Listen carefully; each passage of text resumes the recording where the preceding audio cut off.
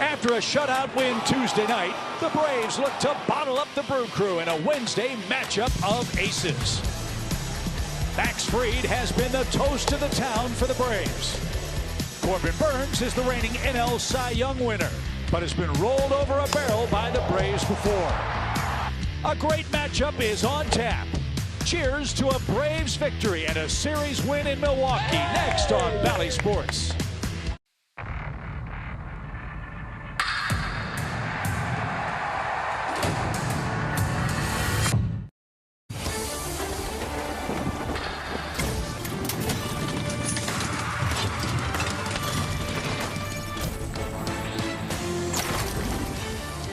World champion Atlanta Braves baseball is brought to you by Truist. We welcome you to American Family Field in Milwaukee, where the roof is closed. It's a good thing. It's cold, it's chilly outside, but the Braves are starting to heat up. Dansby Swanson, a marvelous defensive game last night. Adam Duvall, a couple of hits. And yes, Ronald Acuna Jr. was back in the lineup as the DH. He's back in the lineup and playing right as the Braves go for a series win. Hi again, everybody. Chip, Peter, BJ, great to be with you. Time to get a series win, fellas. There's only one way to top 2 shutouts in 2 games of a series. That's with a matchup of aces, and the Braves have their hottest guy going, Max Fried, in Game 3. Max has been so good this year. We've been spoiled with a good pitching matchup so far, but Max is going to continue that today. Even when he doesn't have his best stuff, he has the ability to make the adjustments mid-game, minute bat, whenever he needs to. Little bit between release points with his off-speed stuff last time out, but I'd like to see him make the adjustment, locate that 4-seam fastball, because when that's working, everything else is working too. BJ, the Braves will have their hands full. Corbin Burnes, the reigning National League Cy Young Award winner, but the Braves have seen him before, and they've beaten him before, including this year. Yeah, he's had a terrific career so far. 16-8 since 2020, getting it done with a 2.25 ERA. But the Braves are not intimidated, folks. In his 6 career starts against the Braves, 1-1 with that 7.23 ERA. 11 days ago, Acuna hits a home run. Albies, an RBI single. They beat Corbin 2-1. So believe me, they are ready to play, and hopefully we can find some consistency throughout this whole lineup. Well, we mentioned the Braves starting to click offensively. Marcell Ozuna loves hitting in this ballpark. It must be the bratwursts. We're going to find out. Kelly Crow will talk about Marcell's hot streak here in Milwaukee as we continue with the finale against the Brewers. Game 3 in Kelly coming up next.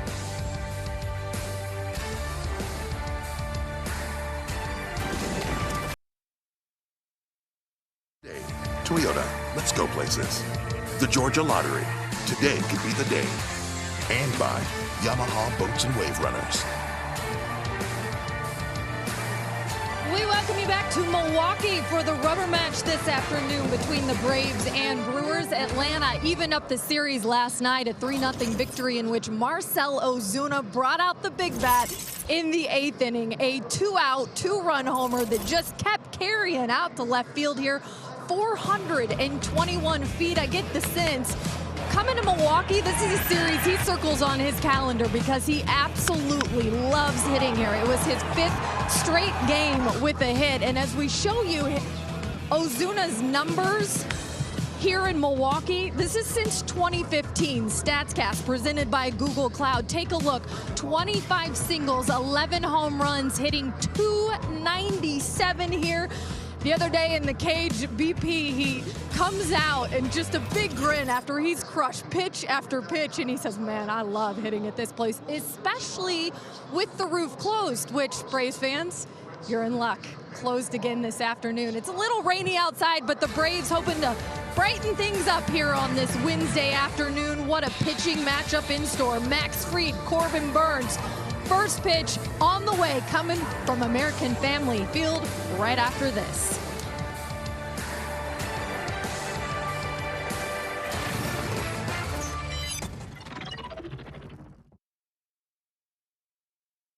Series on the road trip. Max Fried, a Cy Young hopeful. Corbin Burnes, a Cy Young winner. And the series is on the line. That's a little extra topping on the Sunday on this Wednesday afternoon as we join you from Milwaukee. Here's a little extra treat for you. Ronald Acuna Jr. is back in the lineup as the Braves wrap up the season series with the Brewers.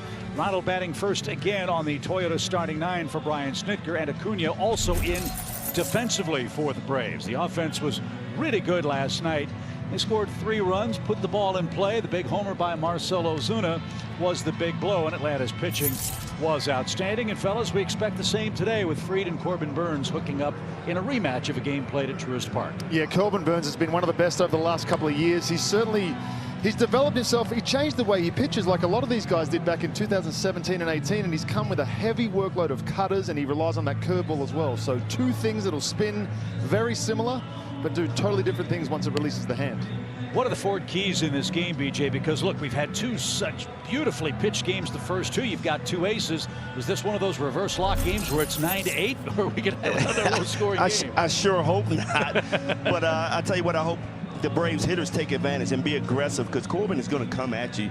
It's no secret. He has a great cutter, a good slider, and he don't like the waste pitches. So he's going to come right at you. But you got to look on the other side. Max Fried, he has to locate his pitches, and especially that 4-seam fastball. If he shows good command of that early in the game, he could be unbelievable.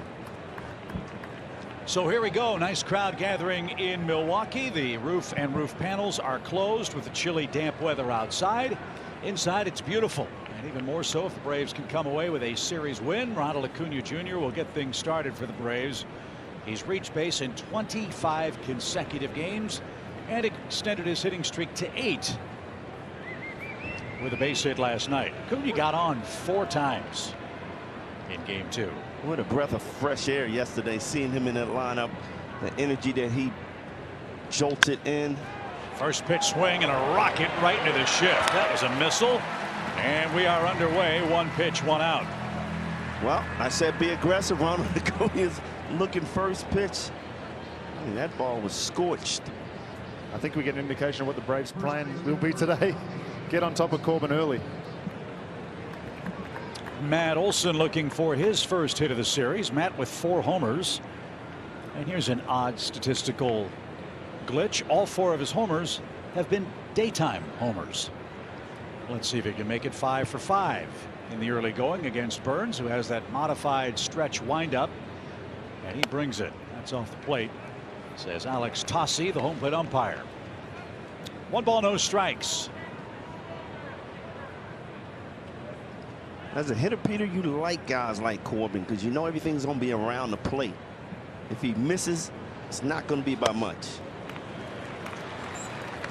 And I would assume that's a fine balance, isn't it, Peter? You want to throw strikes, but too many can lead to too many problems. That's what makes him so effective, is that he has a couple of pitches that look very similar. When he throws that cutter and the slider, cutter and the sinker off the same pitching plane, they do 2 different things, so the choice has to be made.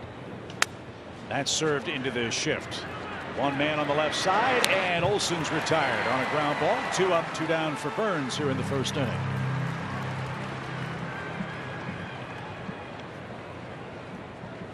And Austin Riley is the hitter. Austin 1 for 8 so far in the set.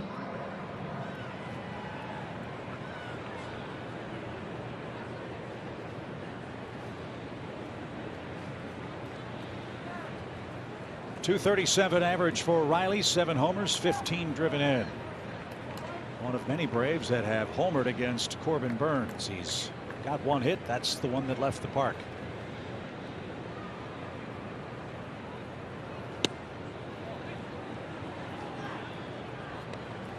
Burnes thought that was good enough, didn't get the call. 1 ball, no strikes. Last time the Braves won the overall season series with the Brewers was 2017. A win today clinches that. The pitch is in the dirt. 2-0. In fact, the last time the Braves were in Milwaukee was almost a year ago today, and they won the series against the Brewers. So we're all hoping for a repeat of history here in game 3. Riley ahead in the count, 2-0.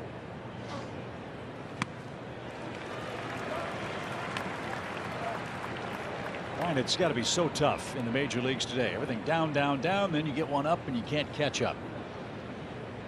Yeah, I mean, the Braves have faced so many good pitchers all year long, but the last couple of weeks they haven't had a break. Yeah, going into the game last night, Braves were in a stretch of 9 games where the opposing starters combined for a 3.04 ERA. Burns doing a little better than that. He's at 177, but is only 1-2 because the Brewers don't score for him. Something else we hope continues. 3 balls and a strike. Popped it up. That's a rafter scraper. Who wants it? And Urias puts it away, and Burns has a 1-2-3 opening inning. Max Fried goes to work. It's game 3 against the Brewers.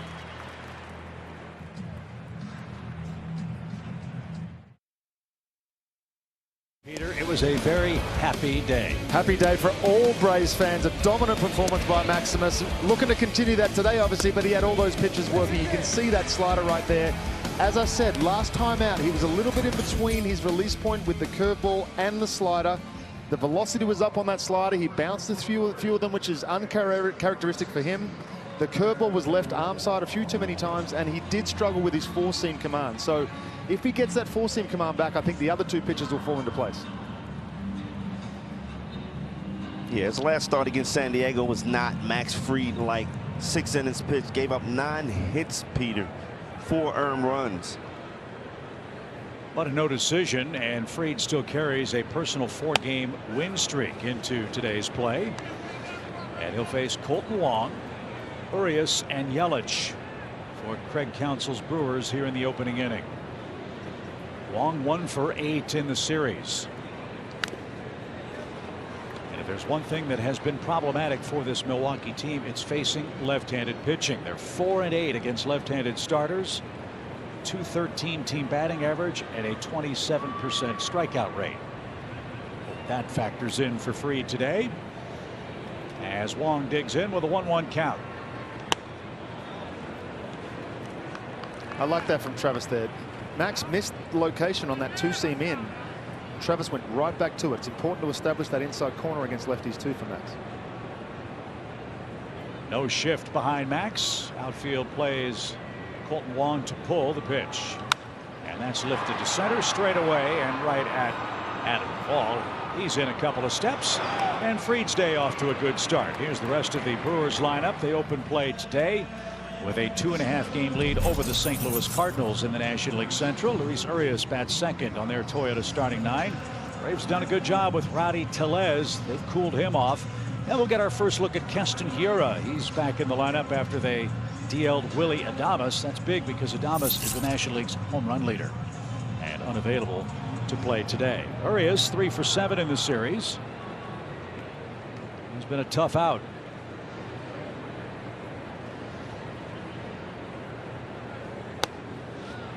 Got the high curveball. 0-1.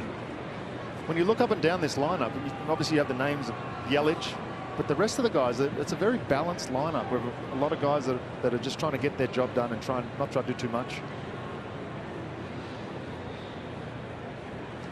They all have a role. They know what to do. Peter, I know we had this conversation, but I was telling you Max Fried's last outing. I'm so used to Max just being so fluent with good command, but it looked like he was laboring and trying a little too hard, overthrowing his slider and curveball, and missing more than I've seen him miss, where he was bouncing balls. And that's at home. You get used to that mound at home. You get used to seeing him be so fluent, but he really struggled to me at last start. Didn't look like Maximus. Out of whack. Yeah. Yeah, exactly. He looked uncomfortable. Just not smooth, methodical mechanics like he has now. 1-2 pitch. And a swing and a miss. Urias didn't get that. Well, that was pretty smooth, Peter. That's what being a 5-pitch pitcher can do. He's so geared up for something inside, and he just drops a changeup on the outside corner that just tails away. There's no chance at all. Somewhere Tom Glavine is loving that pitch. And a big swing and a miss brings up Christian Yelich, who's hitless in this series. The Braves have done a good job on Yelich. Just 3 hits in 19 at-bats in the first 5 games.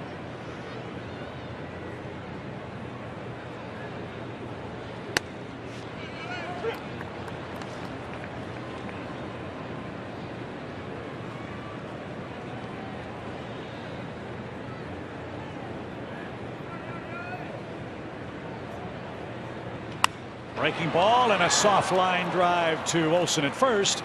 And Max Fried has a 1-2-3 opening inning. The duel is on in Milwaukee. No score as we head to the second.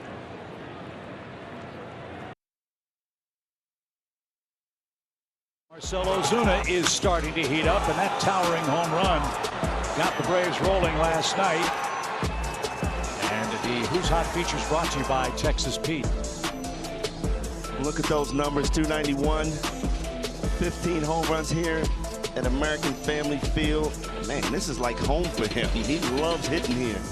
But it was just good to see him last night be able to turn on that inside pitch, a pitch that he's been struggling with, and having conversations with him. He said he can't get his hands down. He couldn't open up his hips. But it seems to be changing. A couple of home runs in a matter of a week. He's the DH for the Braves today as Corbin Burns starts his second inning. And Brian, as a hitter, from your perspective, what makes this place such a good hitter's park? Well, the background. I mean, a lot of places you don't feel comfortable looking straight at the pitcher because of the background, but obviously Ozuna loves it. He sees every pitch perfectly, catches the spin. Fly ball to left. Yelich is there for the first out. 4 up, 4 down for Burns. Because, I mean, every player has that park that they love and some that you struggle in, you know, looking at the backdrop. I had a couple of places where the backdrop, I could not see anything coming out of a pitcher's hand. Like Montreal, Tampa. I just couldn't see anything. That's the view from center field. The fan-shaped retractable dome. And it has come in handy in this series. It's been very chilly here in Milwaukee as they wait for spring to do its thing. Ozzie Albies with 1 out and takes a strike. Certainly a theme of attacking with these two guys on the mound right now, isn't it? Yes. There's been such a... Guys are really trying to make a concerted effort to try to throw more strikes.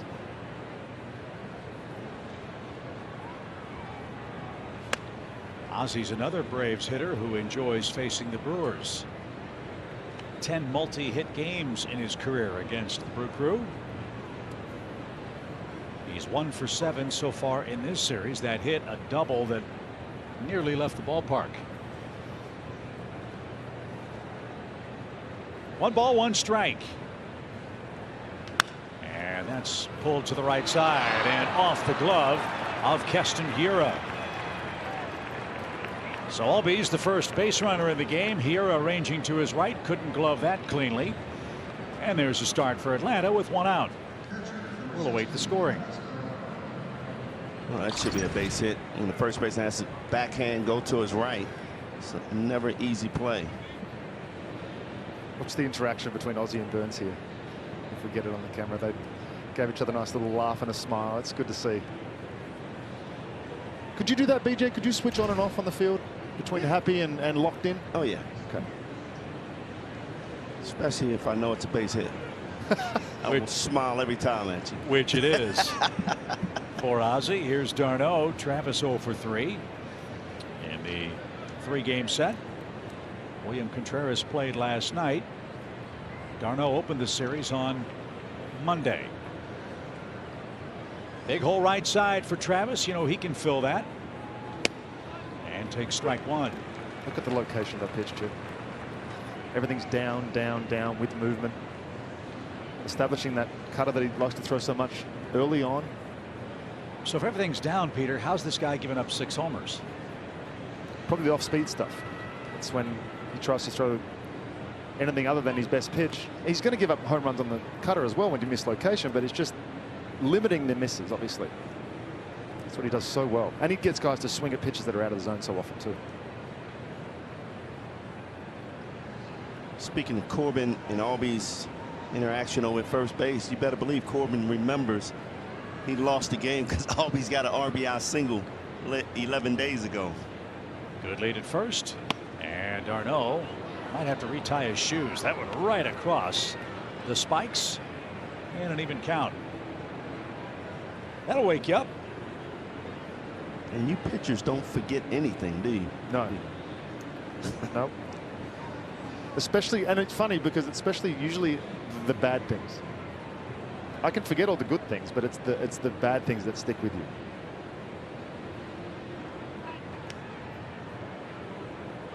That one mistake you might have made, or second guessing yourself not throwing the pitch that you wanted to throw instead of the one that the catcher threw down. That's the thing that sits with you. Well, the good thing about these Braves running, they put a lot of pressure on these pitchers. Ozzie again leads at first. 1 ball, 1 strike, 1 out, no score. Leaning, not going. Swing and a miss. That ball looks like it's center cut, and by the time it gets to the plate, it's 6 inches off. Unbelievable movement for Corbin Burnes, whose last win came April 19th.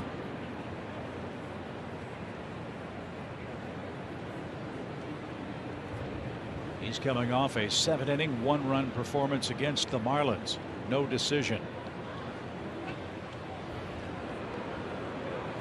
And that's got to wear on you too, even with the great resume of the Cy Young Award for Corbin Burnes. When your team doesn't score for you, you are pitching in high stress situations every inning. Kind of reminds me of DeGrom. Yeah, with the Mets. It's a great call. And that's exactly why he learned how to hit and drove in a lot of runs last year to get wins. Brewers have scored 19 runs in Burnes' 7 starts. None yet today. 1 ball, 2 strikes. Good take there for an even count. Well, it says a lot about Corbin, though. He's going to give you a quality start every time, despite the frustrations of the offense not scoring. Peter, you can only control what you can control. That's right? exactly right, and especially now that you don't get to help yourself out by driving the ball the other way as a pitcher. Says the man who was what at the plate in the big leagues? Listen, I told you that in confidence. Oh, I'm sorry. That you wouldn't share that on the air last night. Well, that was last night. Today's today. What were you in the major I'm leagues? 0 for 8 with 1 ground into a double play. Nice. Yeah. Well, that was 7 strikeouts. 7 strikeouts. Wow. And a walk. Well, at least you have an on-base percentage. 2 balls, 2 strikes. Burnes working very deliberately here with Travis d'Arnaud. Sets. Runner goes. Pitch is pulled to the left side. They'll have 1 play. And it is to first. Productive out by d'Arnaud, putting the runner in play, keeps the Braves out of a double play. And now Dansby Swanson, the hitter, with a runner in scoring position and 2 outs, and this guy's might be the right guy at the right time. We've talked about how the Braves have handled Corbin Burnes.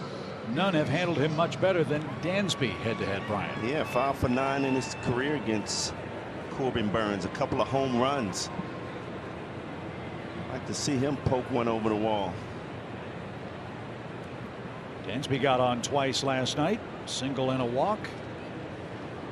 You talked about it, Peter, how quickly he gets his hands in on those inside pitches. So this is a perfect matchup for him.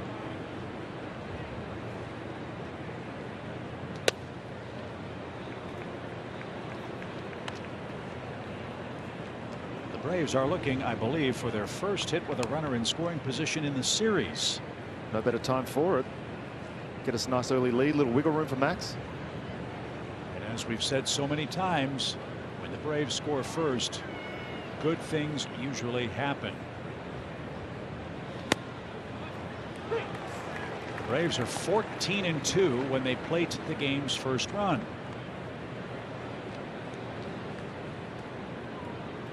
And Dansby now a 1 ball, 1 strike count. 4 homers, 16 RBIs. Dansby hitting 7th today. He's at 7th, 8th, and 9th in this series. And this is where Burnes really gets tough. You can see him working with Caratini there. He's just slowly, gradually moving further out and seeing how far he can take it before Dansby won't swing. And then in the back of your mind as a hitter, you know that he's got that sinker that he can come and move the other way on that side of the plate as well. So just so many good weapons for Corbin as well. And And how do you have a 1.77 ERA? You limit damage. Burns has not given up a hit with runners in scoring position and 2 outs yet this year. Dansby's trying to change that. Good block. It's 2-2. As a hitter, you know Corbin has that nasty cutter that's going to run away from you. I'm going to get up on the plate and take it away and force him to have to come in. And if he gets me out there, tip your cap. Yeah. But I'm going to take that cutter away from him. Still got 3 more chances, right? Yep. Dansby has some room between Hira and Colton Wong on the right side. There's room down the first base line too. And the pitch is cut on and missed, and that'll retire the side. Braves get the first hit of the game but can't bring home Ozzie Albies. 1.5 in the books in Milwaukee. Still no score.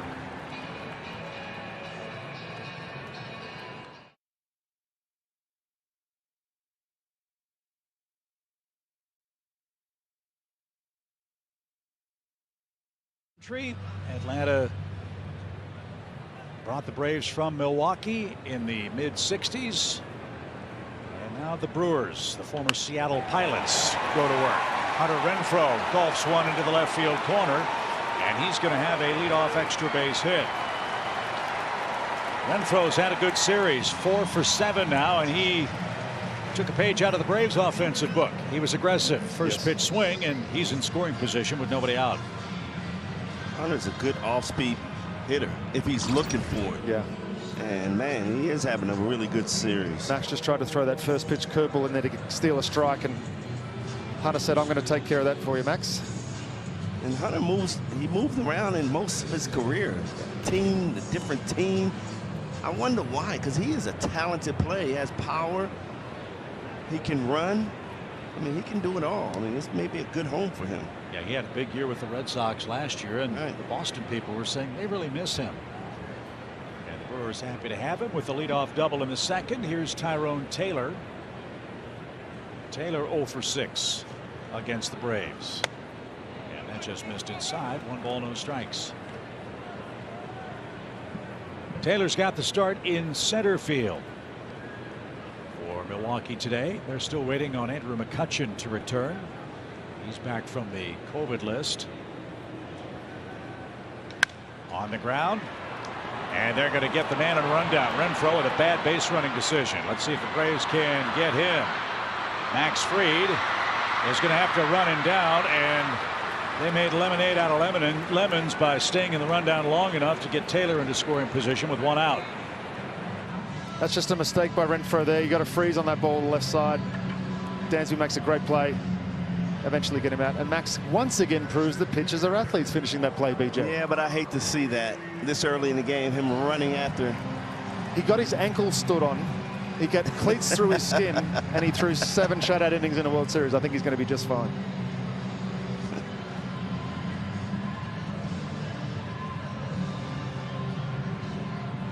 So Taylor trades places with Renfroe at second, 1 out, and Rowdy Tellez is the batter. The Braves pitching staff has done a number on Tellez in this series. He's 0 for 8 and is 2 for 13 head-to-head with Atlanta. Remember how hot he was when he came to Truist Park? The Braves have cooled him off.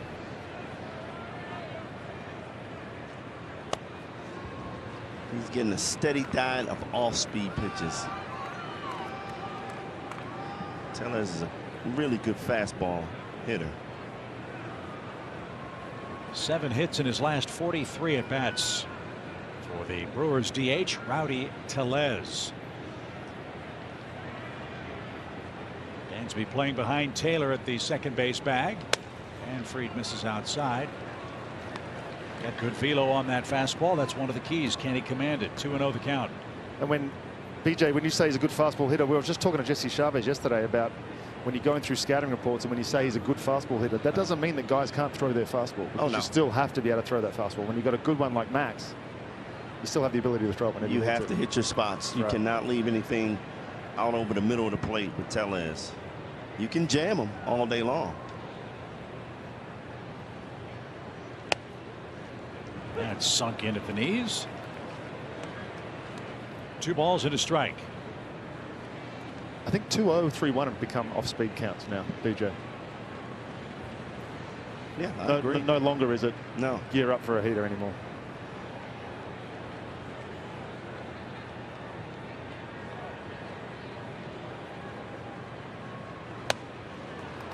There's that pitch. That is the two-seam that Travis and him worked so hard in the first inning. Look at it go to work there. 95 miles an hour, boring it on your hands after you've just gone a 2-0 slider.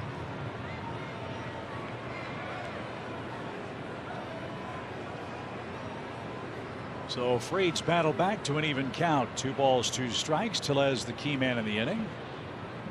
No score here in the second inning.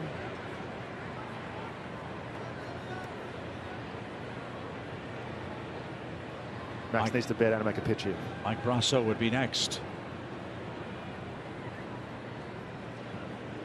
How about a slow curveball?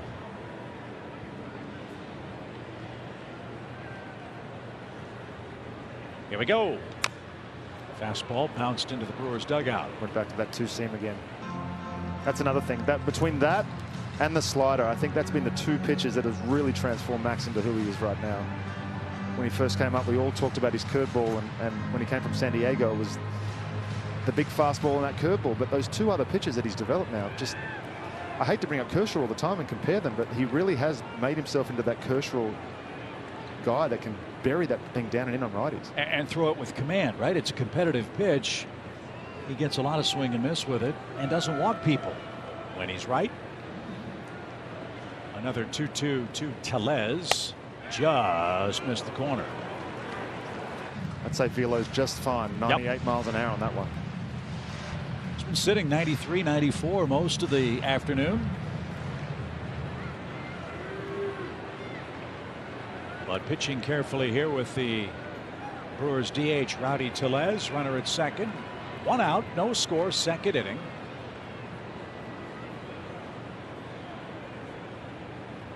Base open.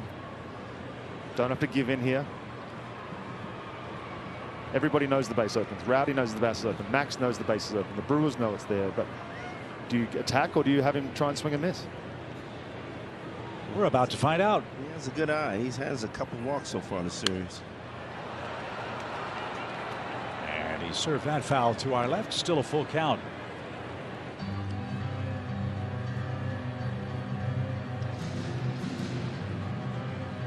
Ten pitches in the first for Fried, 10 so far here in the second. And that's Max Fried's pitch mix for the year. Right now, nothing for the Brewers to eliminate.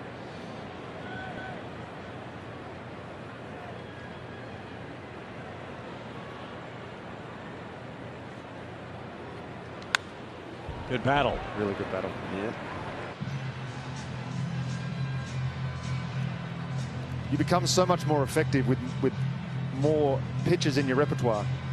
But at the same time, it also allows you to, if 1 or 2 isn't working, you still have 3 other options to be able to come with. We haven't seen that big curveball yet. I think he is on that fastball.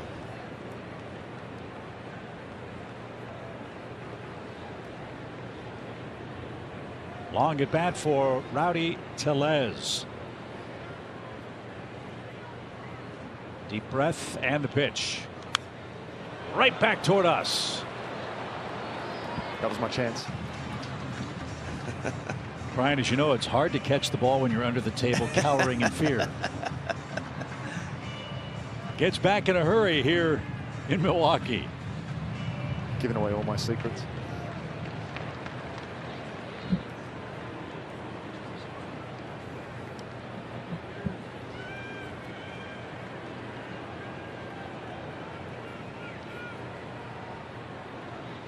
This will be the 10th pitch that Tellez sees here in the second inning.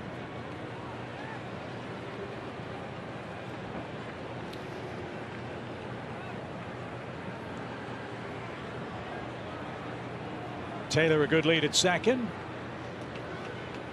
And Max tries again. And got him off speed. Went with the front door changeup. Hasn't thrown it all that at bat. Sliders, sinkers in.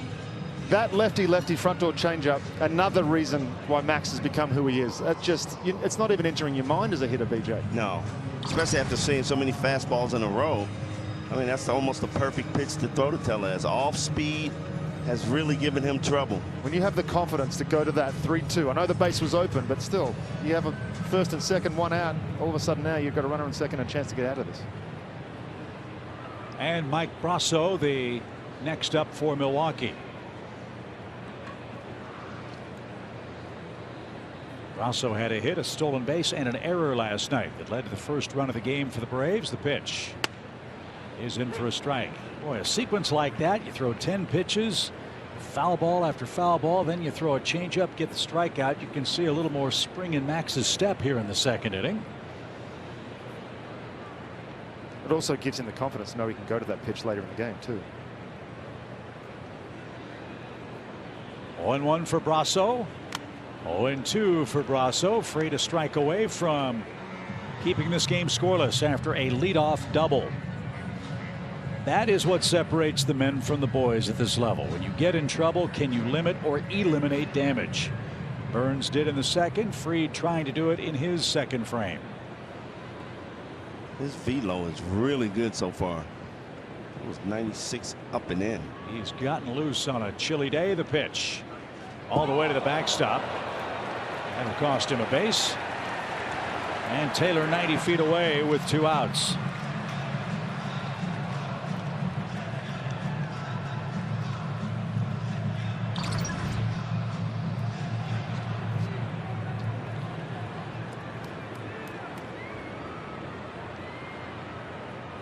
Fried immediately looked down at his pitching hand. Yeah, I think he just slipped out of his hand. But he's still ahead in the count. 1 ball, 2 strikes.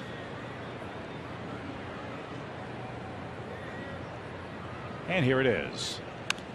Way out in front of a breaking ball. That's how you set up that curveball. Go fastball to the back net and then throw that one from the moon. He was way out in front on that curveball.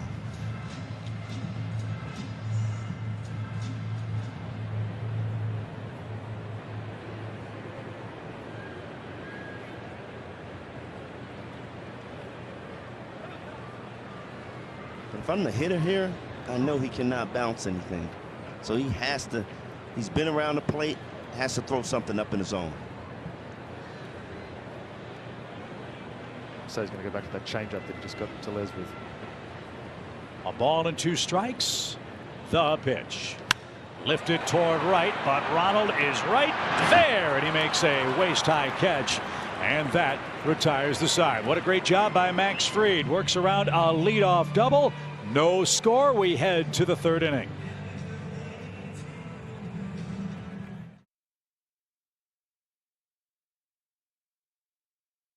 Due up 3rd this inning. We just saw him make a catch there in right field, and it was very encouraging when he showed up to the ballpark this afternoon for the Braves, saying that he felt good after everything he did last night. Of course, in the games we saw him on the base paths. There was the steal, the tagging up at second, advancing to 3rd, and after the game he said, you know, there was no particular desire to showcase all those skills or anything like that. That's just the way I play the game, and I just have to be open and vocal about how I'm feeling afterwards. Ronald saying, you know, that's kind of when the groin injury started to creep in. He let them know. We saw him miss 5 games, but guys, he was back out there last night, and they're able to see him in right this afternoon, and certainly appears to be trending in the right direction, which, as we know, is great for the Braves.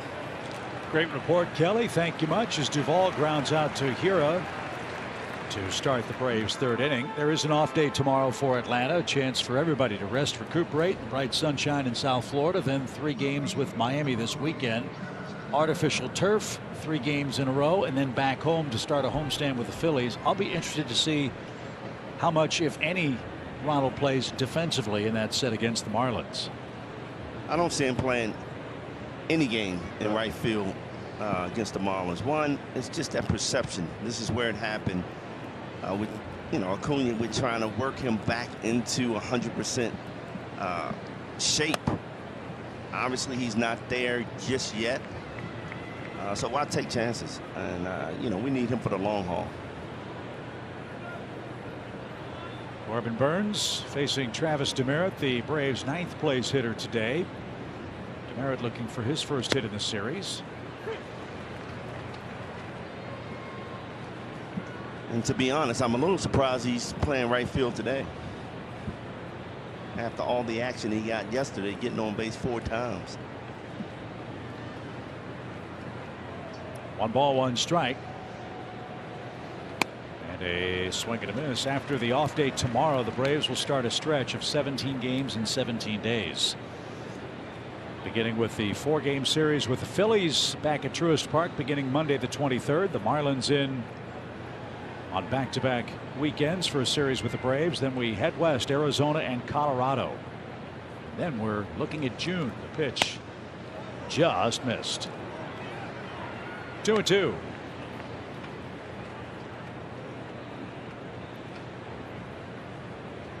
You hear guys talk these days with the new balls that they have to almost make ball-by-ball adjustments of the amount of movement they're going to get from each pitch. You can see with Corbin right there, he's just so minutely just going further and further outside and hoping guys will swing. Inside corner, strike 3 call. And then when you're looking for that cutter on the outside corner, he drops a curveball that backs up and lands at the bottom of the zone at 91 miles an hour. Tough pitch, but you can't leave it in the umpire's hand here. That's a pitch that you can handle.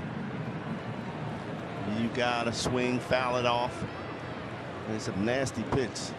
That wasn't received as cleanly as you'd expect to get a strike 3 call, and I think that's what Demerit's barking about. It may have actually been the first slider we've seen him throw tonight, and it just backed up so badly that it ended up cutting the inside corner.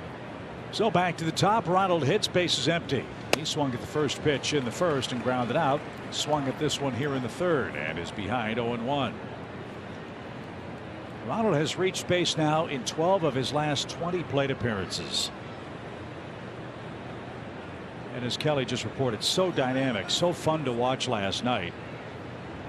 He's only hit an infield hit, but it changed the game. And that might have clipped him on the way by. It did. Might have unbuttoned his shirt.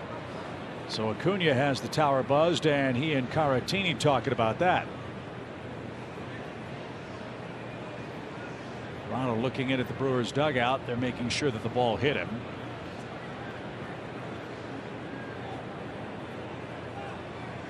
Surely you felt that off the elbow guard. I know. I don't know why Acuna's walking. I would just take off and run down the first base. It must have been a light graze. Here it is here. Oof, ever so slightly. That's probably why he didn't feel it. And maybe as he turned, it clipped one of the buttons. Let's see from this angle.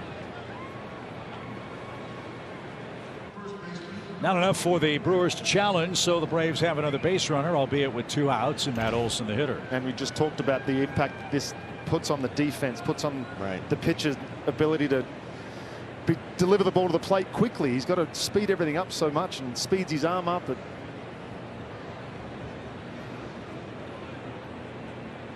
And he's going to be pretty frustrated that he just got hit too, so you might see him run pretty early. He's 6 for 6 in stolen bases, has a big lead. Not going, and ball 1. So how does that change you, Peter? Obviously your mindset, you got to be very aware of the guy at first base, but what is the mechanical conundrum you face with a fast guy aboard? Well, everything has to be quicker, and you're told as a pitcher not to speed up, so it's almost you're fighting against yourself because you're trying to be so quick, but at the same time you're trying to stay within your mechanics and not fly open or have your arm drag too late. Not going. The guys that can do it the best are the guys that mix up their timing. It's not just the timing that the time it takes to deliver the ball to the plate. It's also the amount of times that you hold. If you're going to have a 5-second hold, a 3-second hold. Scherzer used to do it so well where he would just hold that ball for so long, and you can watch the runner just dip and get lower and lower and lower, and eventually he's just not going to run.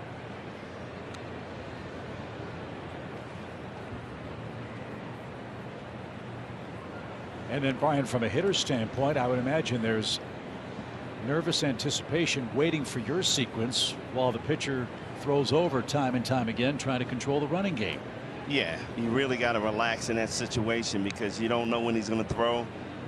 You just got to wait for that front foot to go up in the air. So it's all about timing. And that pitcher knows that too. He wants to throw your timing off while holding that run over at first base. Braves have their second base runner. It's Acuna with 2 outs here in the 3rd inning. A glancing blow and a hit batsman. And now Olsen behind in the count. A ball and 2 strikes. Scoreless game. Right-hander ready. The pitch. Nice block. 2 balls, 2 strikes.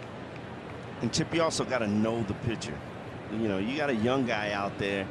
That's when he makes mistakes, because he starts to speed up and rush, and he leaves you a ball right out over the plate. But those veterans like Corbin, those guys slow the game down. They take advantage of it sometimes.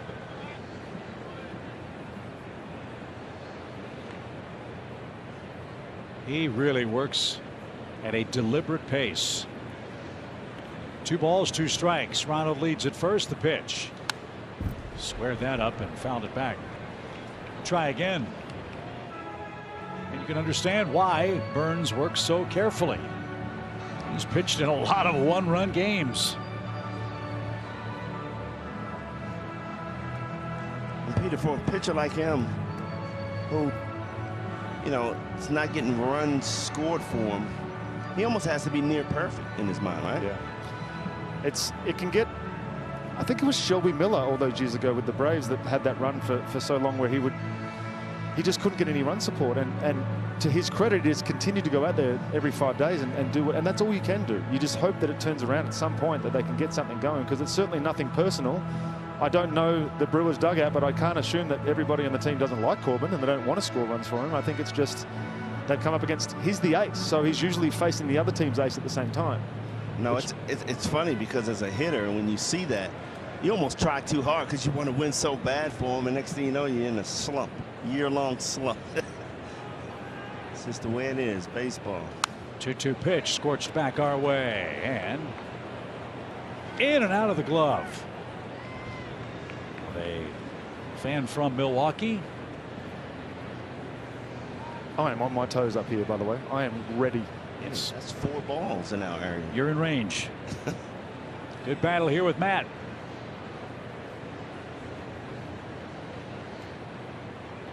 Scoreless game, hits even, 1 apiece. Pitch way outside. This is what makes Olsen so tough. 26 walks on the year, forcing that pitch count up. It's not close. Pass the baton to that man, Austin Riley, who would be the next hitter.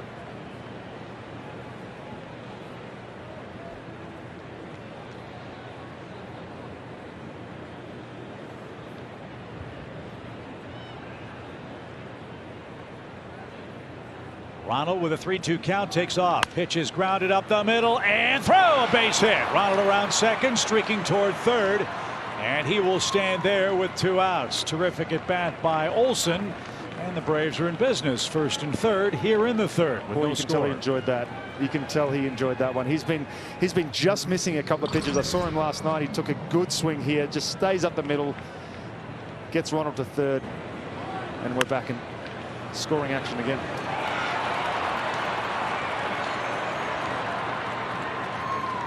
You can see Ronald's not 100%. He kind of labors on his stops. Is that a protection thing? It is. Yeah. It is. I mean, it's natural. 9 months of rehab on that knee. That confidence is not quite there just yet. So again, the Braves looking for their first hit with a runner in scoring position in the series. There are 2 outs for Riley, and a healthy cut, didn't get it. Strike 1.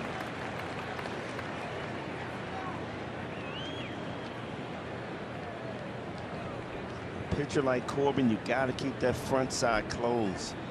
You're never going to hit that outside pitch opening up that front shoulder. If Austin had a check swing roller to right field, the Braves would take the lead. Huge hole over there. And it's 0-2. And that's your point. You guys said it. First pitch in that bottom corner. Second one, couple inches further out. All right, you got to take that away. Get up on that plate. Challenge him. Get jammed. Little 2-out rally for the Braves. Hit by pitch and a single. 1st and 3rd, but 2 strikes on Austin Riley. And the pitch. No swing.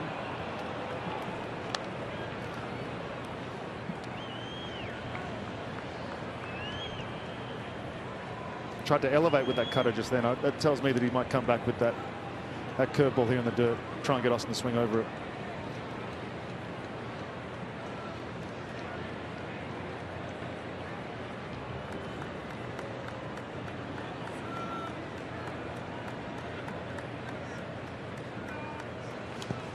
Bounced it, and a great stop. That might have saved a run. 2 balls, 2 strikes. When Austin is right, he will take ball 4. He'll work counts. Yes. And he will drive the ball the other way.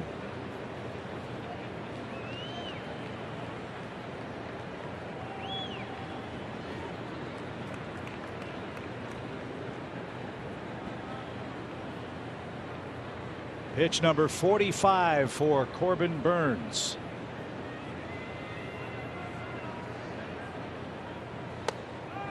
Now Riley's run it full. Good comeback from 0-2. So an advantage for Atlanta. Matt Olson will get a head start. Gapper might get you 2 runs, but you got to make contact first.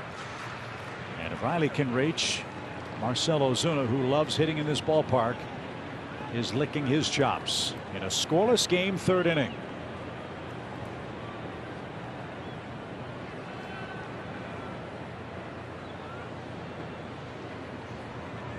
Matt leads. There he goes. The pitch. Little dribbler down the third base line. That's on the chalk. Stay fair. Touch the plate, Ronald. And it just rolled foul. One more roll saved Milwaukee a run.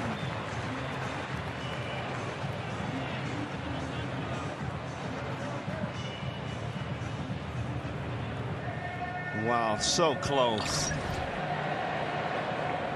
That's all they could do. Yeah, Caratini did a great job telling third baseman, get away. Let it keep rolling. I used to have a coach that would come out early and roll the ball down the first and third base lines to make sure to see what the ball would do in that situation so that he knew what to tell the infielders. That's one of the advantages of playing in your home park. You can tailor that line how you like it defensively. That one rolled foul, but Riley's still alive, forcing up that pitch count. Olson again will lead and go from first. Ronald at third, scoreless. Pitch. Swing, fly ball, well hit. Left center field. That one is way out of here. Onto the concourse level. That's better than an infield hit. That's a bomb. 3-0 Atlanta. I bet the Brewers will take the infield hit right now, but Austin Riley did not miss that. We've been waiting for the dad pop to come back. He's on the road, getting a little bit more sleep, and look out. You know, he left that cutter in right into the wheelhouse of Riley, and he did not miss it. Boy, did he crush that ball. Middle, center cut. Eyes on, did not miss. Baby Austin. First homers since New York for Austin Riley. Braves have scored 3 against the reigning Cy Young Award winner. Here's Ozuna.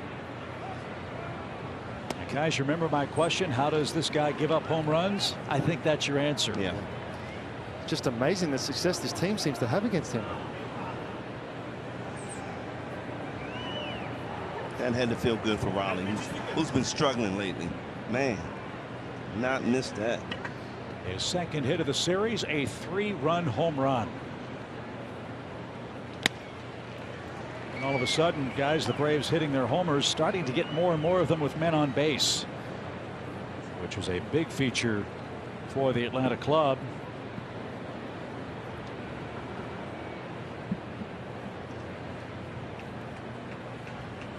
Their last 6 homers have all been with men aboard.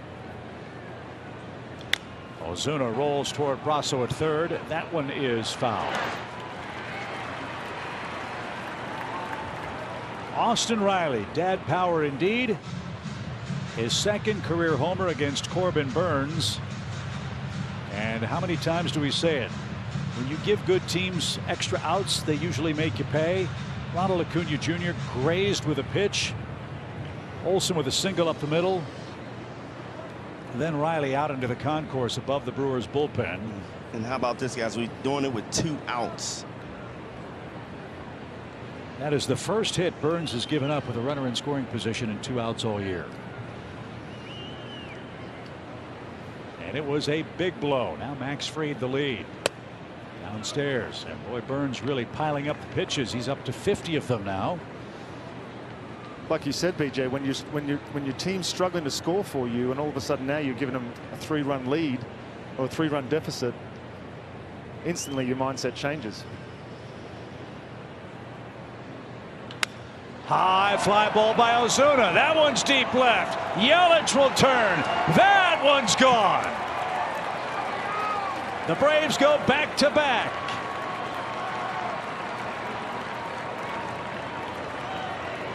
Those struggles of the inside pitch of Ozuna, I would say they're gone now, Peter. He is dropping the head on that inside pitch. Man, his second home run in 2 days. Man, crushed that. It had been a struggle for the Braves for the longest time, and I said yesterday that someone's going to eventually pay for this, but look at that sinker. Barreled that up. Wow, similar to last night.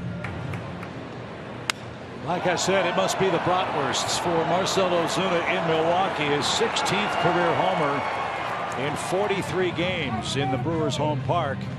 And Corbin Burns is, quite frankly, stunned. He was cruising, got the first 2 outs, hit batsman, single, homer, and the Braves lead 4-0. It's the most runs that Burns has given up all year. He gave up 3 runs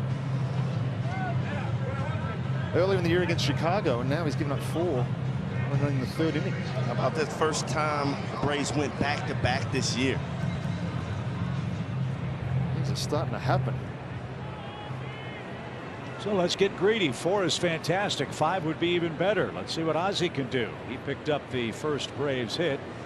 An infield knock off the glove of Keston Hiura at first. And went around there at strike 1. Looks like Ozzie's added chains. He might be leading the league in chains right now. Look at that.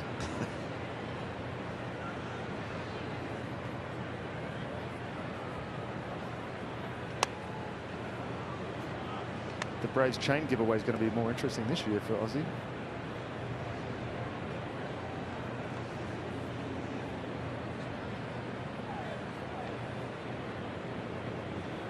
Burns breezed through the first. He's had trouble ever since.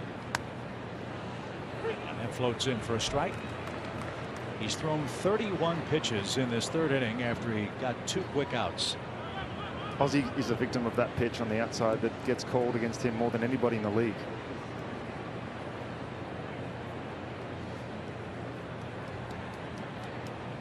Base is empty, 2 outs, 4 in for the Braves. The pitch. And him reaching and pops this up. Colton Wong in shallow right is there. And that is the inning. A great inning for Atlanta. It starts with a hit batsman, Olson a single, then Riley and Ozuna unload a 3-run homer for Austin Riley. A solo homer for Marcell Ozuna, who's gone deep in back-to-back games. Max Fried in the rubber game of the series enjoys a 4-0 advantage.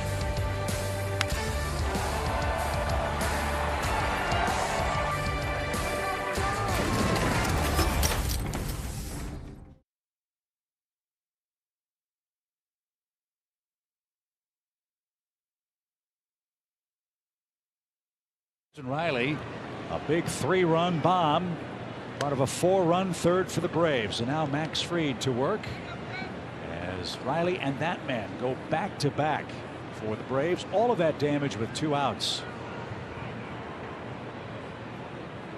As Hiura digs in and pops this one in the air to right. Ronald drifts back. That should be no trouble. 1 out. Max Fried is our Georgia Natural Gas Impact Player. Right guy, right time. He has been dominant away from Truist Park. Take a look at his last 8 road starts right here. 7-0 with a .80 ERA, a .55 WHIP, and a 147 opponent's average. 3 walks to 50 punch-outs. I'd say that's doing work.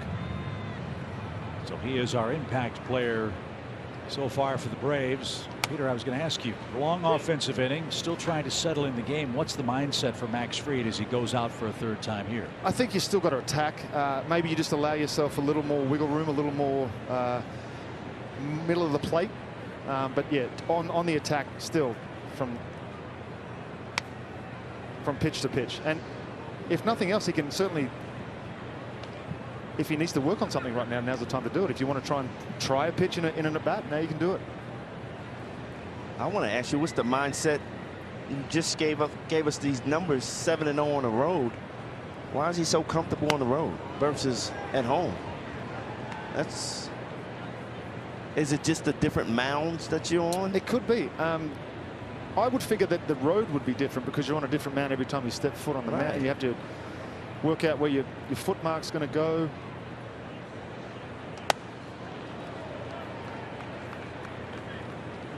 Well, the road starts for Max Fried April 19th at Dodger Stadium. 7 innings, 2 hits, no runs. May 2nd at New York, 6 innings, 2 runs, 4 hits.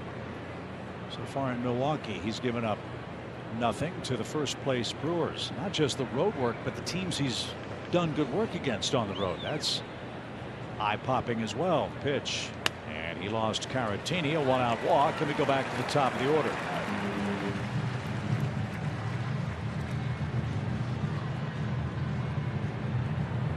So that's rare. Only the 5th walk Max Fried has issued this year. And as we know, there's no bigger perfectionist than Max Fried. When he gets mad, he gets better. Sets such a high standard for himself, and I guess we do as well. Getting to watch him pitch every 5 days. When he does things that you're not accustomed to seeing, you can certainly see the frustration grow. Lefty here with Colton Wong, the hitter. And that's above the Brewers logo. 1 ball, no strikes. I'd like to see him make an adjustment down in the zone here. He's missed consecutive pitches up in the zone.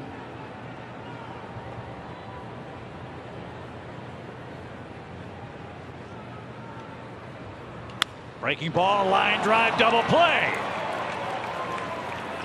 When things are going great, they're going great. Wong hit it on the screws, but Olsen right there. Brewers doubled up, shutdown inning. It's 4-0.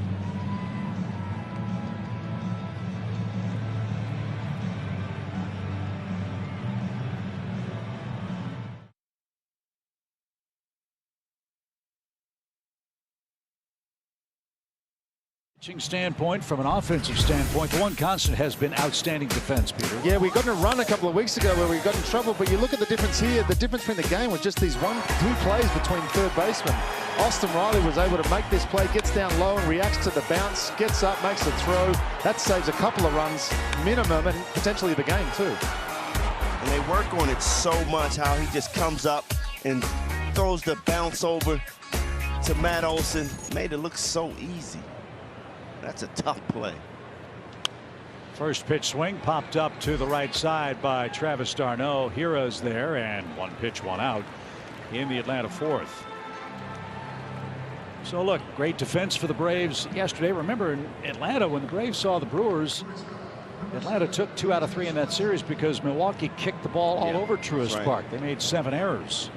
And when you have close games like we've had in this 3-game series, that's a big difference maker. Peter, you see a guy like Corbin who has dominated the league, but you look at his numbers against the Braves. Does it become a mental thing when you face the Braves now? I think a lot of the time with pitchers, they will. We get in our own heads so much that the initial thought may be that you're tipping something or they have something against you when they're having so much success, but it could just be a simple thing that these guys see a certain pitch well. Our right-handed hitters might like the cutter. Our right-handed hitters might prefer the combination of a curveball and a cutter as opposed to a 4-seam and a curveball, or that sinker slider that we saw last night that the guys seem to have so much trouble with. It could just set up really well for their eye, or it could be something that Seitz has said. You know, guys, look for this. This could be the thing that gets them going. It's the sugar pill mentality that maybe it's something works that for you can bring it into the game. Swing and a miss for Dansby. 1 ball, 2 strikes. I think, too, from an offensive standpoint, it's worth saying the last 2 games, the Braves have done a much better job of putting the ball in play. Yes, Definitely. We talked about 45 strikeouts in 3 games. Last night, just 6 strikeouts, putting the ball in play, making something happen. 1-2 pitch. Trying to push him off the plate. Well, that is playing with fire with Dansby Swanson. I know they give him that right side of the infield, and it's an inviting target. But when you pitch this guy inside, he's got one of the fastest triggers in the National League. See what he gets. 2-2 here with the bases empty. 4-0 Braves lead it. There's that shot to short, and Urias can't handle it. A bullet off the bat of Dansby Swanson. That was triple digits off the bat, and he's aboard with 1 out. We await the scoring. It's got to be a base hit, right? That's got to be a base hit. It is. So Dansby's second hit of the series brings up Adam Duvall. He blistered that ball. We were just talking about throwing him inside. His hands are so quick. He gets him in, puts the barrel of the bat on it. And you don't see Urias make plays like that too often. But that just tells you how hard that ball was hit. So another chance for Atlanta. Base runner aboard in the 4th inning. Adam Duvall grounded out his first time. Again, an open hole right side for Adam. Dansby started, then stopped, and Duvall takes downstairs. How do you guys evaluate Adams' at-bats over the last 4, 5, 6 games? Well, I said this last night. I was impressed with his at-bats last night because he became aggressive. The thing that gets him in trouble is he's so patient. He's taking the good pitches and swinging at the bad pitches late in his at-bat. But yesterday he was aggressive. He gets 2 hits. Today, first pitch, he hits a line drive. So I hope he keeps that aggressive attitude and things start turning around for him. Yeah, you could see the approach change almost when he came to bat yesterday, trying to get those first pitches in play. A couple of knocks. Boy, when he gets going, he gets hot. It's kind of like Dansby. It's hard to stop them. Right. Adam didn't start for the Braves on Saturday against San Diego. Came in late, drew a walk, scored a run. Maybe something as simple as taking ball 4 is what will get him going. Adam 2 for 8 in the series. 1 ball, 1 strike. And Dansby chased back. Got to keep an eye on Swanson. He's fleet of foot, 4 for 4 in stolen bases. 4 2-out runs against Corbin Burns, who until today had not given up a hit with a runner in scoring position and 2 outs all year. A Riley 3-run homer and an Ozuna solo shot as is 4-0 in front. That's lifted to the right side and foul.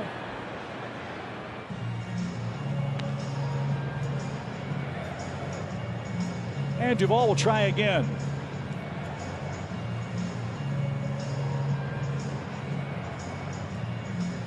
After the Braves leave town, we'll become big Brewers fans. They host our division rivals, the Nationals, in a big series next while we get ready for the Marlins.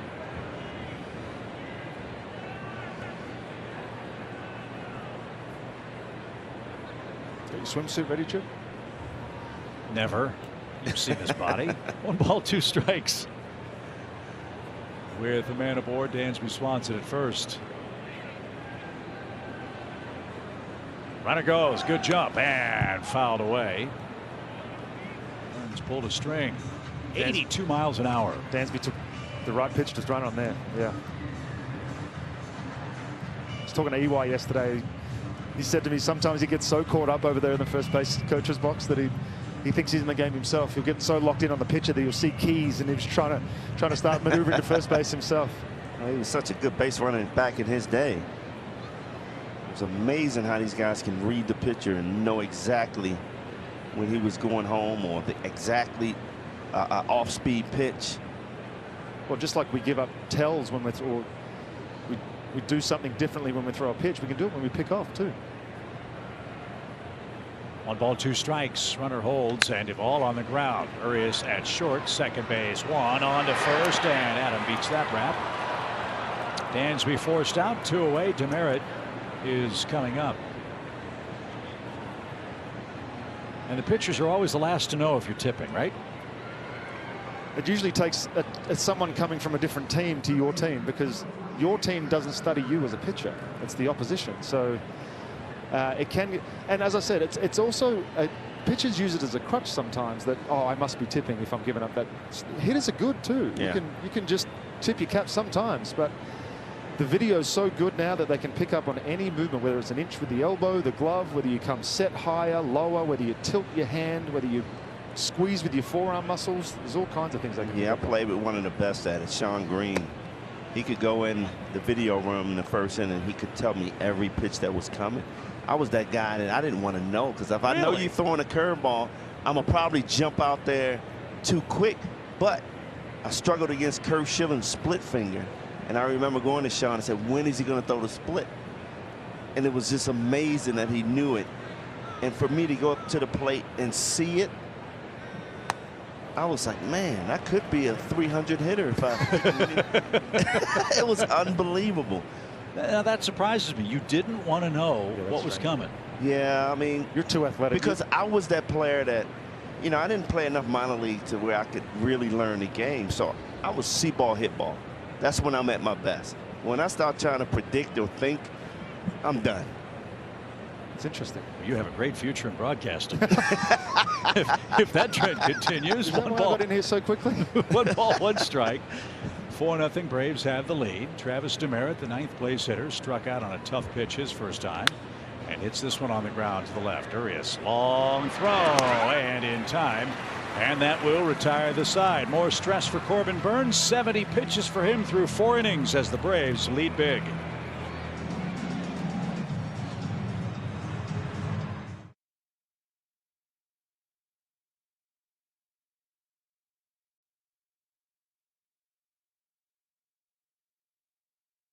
The season, they're off to a great start behind Max Fried and back-to-back homers, 4-0. And head-to-head with Milwaukee, that's our Ultra Strong Stats presented by Charmin. Look at this head-to-head last 8 games, including the postseason. 6-2 wins to the Bravos, 9-2 home runs to the Bravos. ERA 1.6. We are just dominating them. 1.44 to 2.72 and 5 errors against 7. So Max Fried with a 4-run lead. He'll have the 2, 3, 4 hitters coming up for the Brew Crew. Urias, Yelich, and Hunter Renfroe.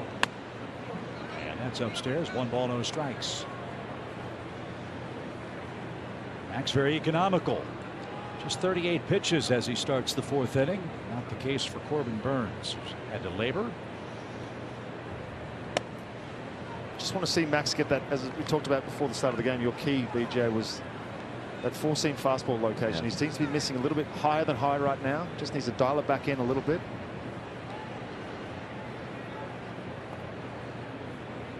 But he's so good. He really don't need that pitch.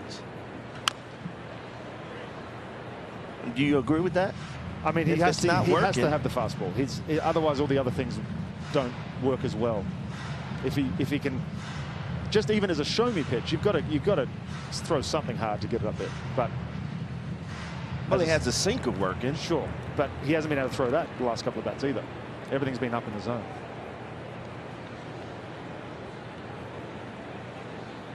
Base is empty for Urias. 2 balls and a strike.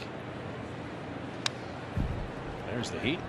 94, and he could do little with that. 2-2. Tried to come inside, missed outside. I think if it's a repeat pattern from the first inning, you're going to see him come straight back in. I'm sure Travis wants to get that pitch locked in before he goes any further in the game. And because he missed location, Urias doesn't know they were trying to go in. Well, let's see what Darno cooks up here with an even count. 2-3, shakes to the head, no. Now Max ready. And here we go.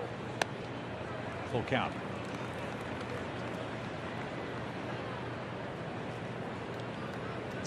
The fascinating thing about scouting reports is that you have a scouting report and you have a pitch sequence ready to go every at bat, and it can change on a dime as soon as he misses one location, because all of a sudden then that sequence is all messed up. Got to adapt, got to adjust, and that's what he does so well.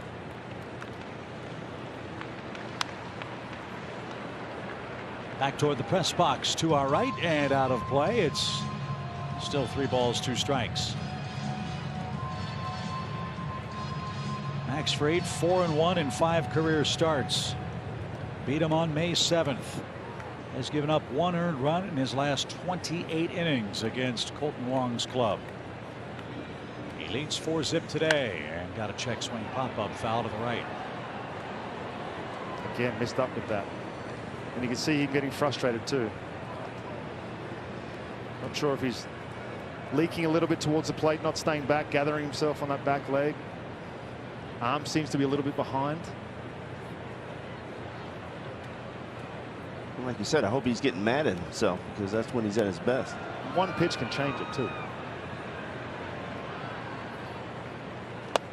And he lost Urias. It's a leadoff walk. So a man aboard for Christian Yelich. First, a quick message from Zaxby's.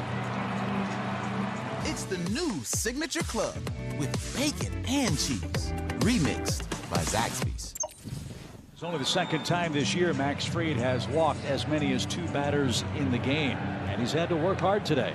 Yeah, one of the stats that I like to rely on is first pitch strikes. He's just 5 from 11 first pitch strikes, 1 from 5 with a 4-seam fastball. So like to see that get dialed in right here.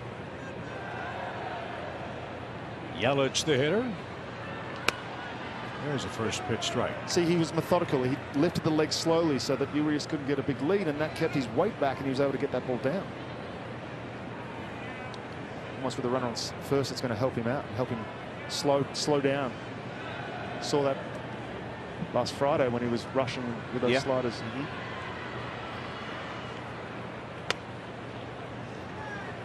Well, the last time Max walked a batter, a left-hand hitter hit a line drive to Matt Olson, and the Braves got a double play. How about doing that in back-to-back innings? That would be nice.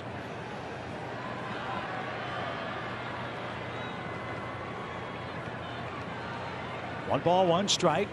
Double play depth up the middle for Atlanta. The pitch is on the ground. Olson will fire to second one. Dansby's return. Max to the bag and safe. That was well executed by the Braves. Boy, a great strong feed from Olson to give the Braves a chance, but Yelich still with good speed. Atlanta will check, but I'm not sure they'll review this. They do get the lead runner for the first out. So what makes this play even tougher for Max, he's already falling to the third base side. Then he's got to gather himself and sprint. You can see him run like a gazelle over there. Next thing you know, bang, bang play. No one else on the team will make that a bang, bang play except for Max. Right, but I think if he gets to that base a little earlier where he's facing. He's not Usain Bolt, he's Max Fried. Well, you guys are athletes, though. I That's figured, true, you know, you're absolutely right. You'd be able to pivot and get there. I think a future Come on, Pete. BJ versus Max Fried sprint race is up. Well, let's get this guy. Hunter Renfroe's had a big series, and he's been very aggressive. Swung at the first pitch in his first at bat and doubled.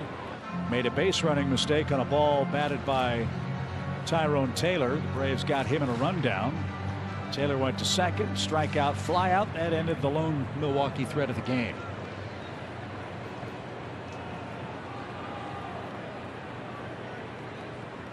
Renfroe does a great job reading the game. His first at bat was like he was looking for that curveball. He hits a double down the line. Now he comes up. He's looking for that fastball first pitch, and he's aggressive. Takes his chances. You've heard me talk about competitiveness as a bunch. That was a non-competitive pitch there. Perfect example of it. Hunter Renfroe, like so many from Braves country, he's from Utica, Mississippi. Grew up a Braves fan. Big fan of Chipper Jones. Who isn't? Mississippi State guy too, huh? 1-1 pitch. Caught the outside corner. Renfroe's played with Padres, Tampa Bay, Boston, and now Milwaukee. Tampa Bay was where he really tended to work. They seem to just grab guys from all around the league and find what they do really well and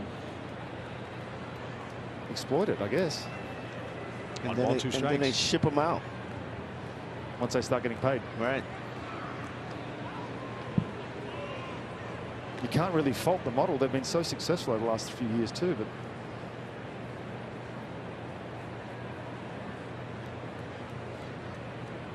You figure Renfroe with 31 homers for the Red Sox last year, hit 33 in San Diego in 2019, hitting in this park against the National League Central. He figures to have a big year. Hopefully not today. The 1-2 pitch is off the end of the bat and into the Brewers dugout foul. That sends one of their support staff tumbling. And yep, straighten it out, say the Brewers.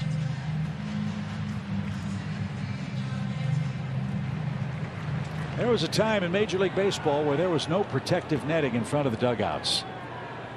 And it was run for the hills on those foul balls. That was a great addition. I remember with the Cardinals, and we were in Florida. Line drive into center, a 2-strike hit for Renfroe. Duvall quickly cuts it off. The throw's going to come into second. The Braves will keep the double play in order, and Renfroe with a 5-hit series. Wow. Great job there by Adam Duvall. Dansby pointed to second base. Strong throw in, kept Renfroe at first base, and as you said, Chip, keeps the double play in order. And with Max's sinker the working the way it is, Renfroe's just locked in. You tip your cap to him. Whatever you throw, he's fouling off your tough pitches. Throw one down the middle, a line drive right up the middle. Yeah, you almost feel like it's a win when he settles for a single. Yes. So Taylor, the batter, he hit the ball on the ground to Dansby Swanson in the second. The Braves would love a similar result here. Dansby joins the chat on the mound to discuss strategy and how to pitch Tyrone Taylor. And as Max gets ready to go back to work, here's a quick message from Delta.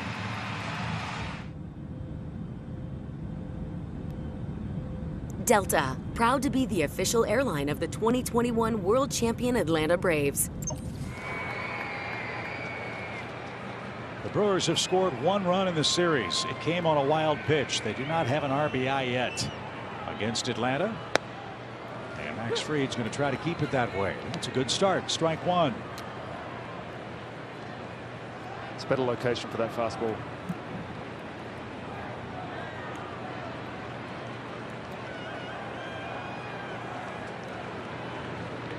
First and third, 1 out, 4-0 Braves.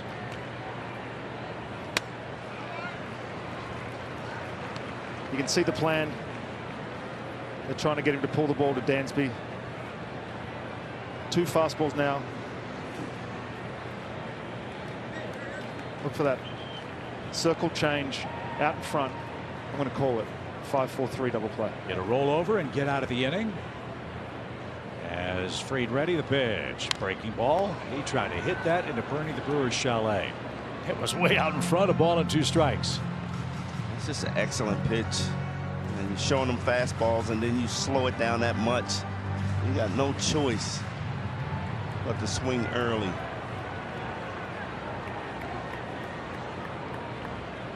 Max is really mixing well in this game. Let's see what he comes up with on a 1-2 count. Line drive over short. There's the first Brewers RBI. It's a 4-1 game.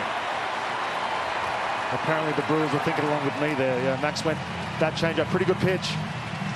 Taylor was able to stay back and drive it over the shortstop. So a couple of 2-strike hits in the inning for the Brewers. They're on the board. It's a 3-run Atlanta lead and still 1 man out. It's a really good pitch, actually. That's just a good piece of hitting. Sure Tyrone goes down on the outside fastball and pulls that back. If there's been one thing that's plagued Max all year, like Charlie Morton, guys, it's been soft contact. That was not a soft hit, but Max has dealt with a great deal of bad luck. About a third of his hits have been under 70 miles an hour this year. So now he's got to buckle down and get Rowdy Tellez, who put together a 10-pitch at bat in the second before striking out. It was the lefty-lefty changeup. Yeah, first one of the day from Max. Be interesting to see how he approaches it. You know, he's got that in the back of his head going into the at bat too. Yes. Changeup.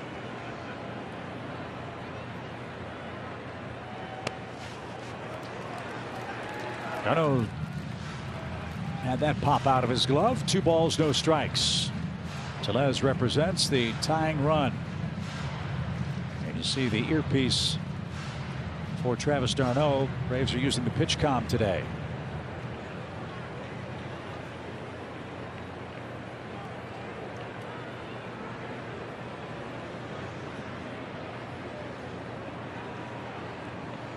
2 balls, no strikes.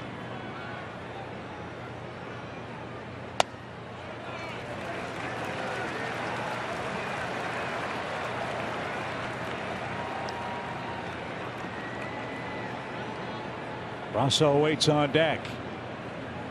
Would they dare green light Tellez, trailing by 3 runs? Can't see that chip. He's been struggling a little bit, but it could get him going if it's a fastball right down the middle. At the belt inside corner. Perfect pitch. It's one of those thank you. As a hitter, I'm pretty angry right there. I think across the plate and just mislocation looked worse than it was.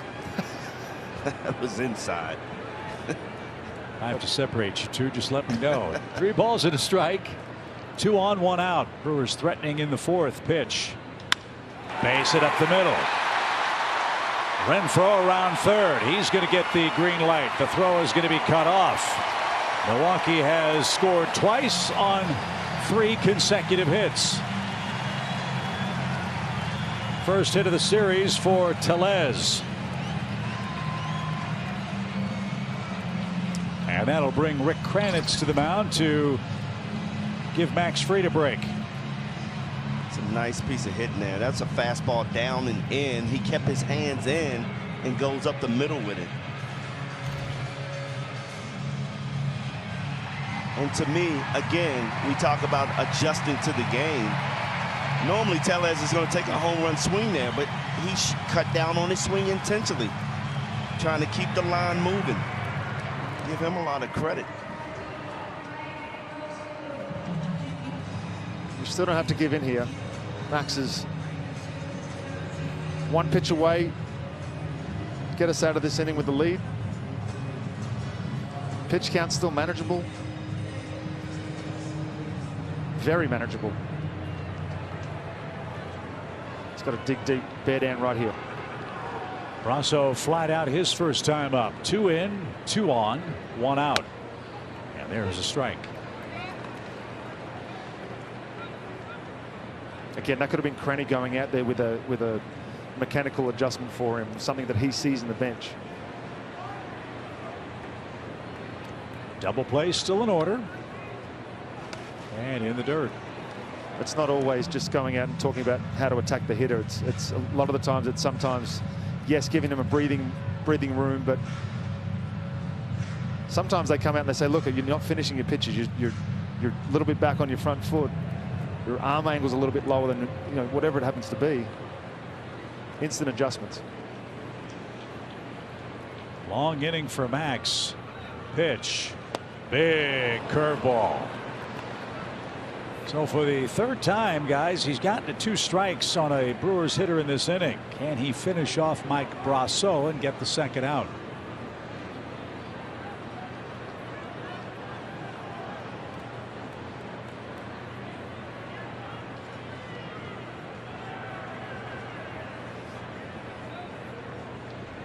He can. Back-to-back breaking balls. Big time for Max Fried to pick up his 3rd strikeout. That's the 2nd out of the inning. Went back to the curveball again. Been using it pretty sparingly today, so back-to-back curveballs, and that's an absolute banger. Yeah, I was going to say, he's not throwing that curveball like I'm used to seeing him throwing a lot of curveballs. Yeah. But he hasn't. That's the 2-strike one that just is so dominant, so effective.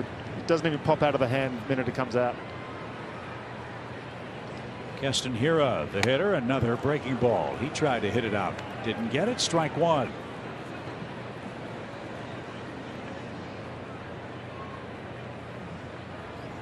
Keston is a feast of famine guy throughout his career.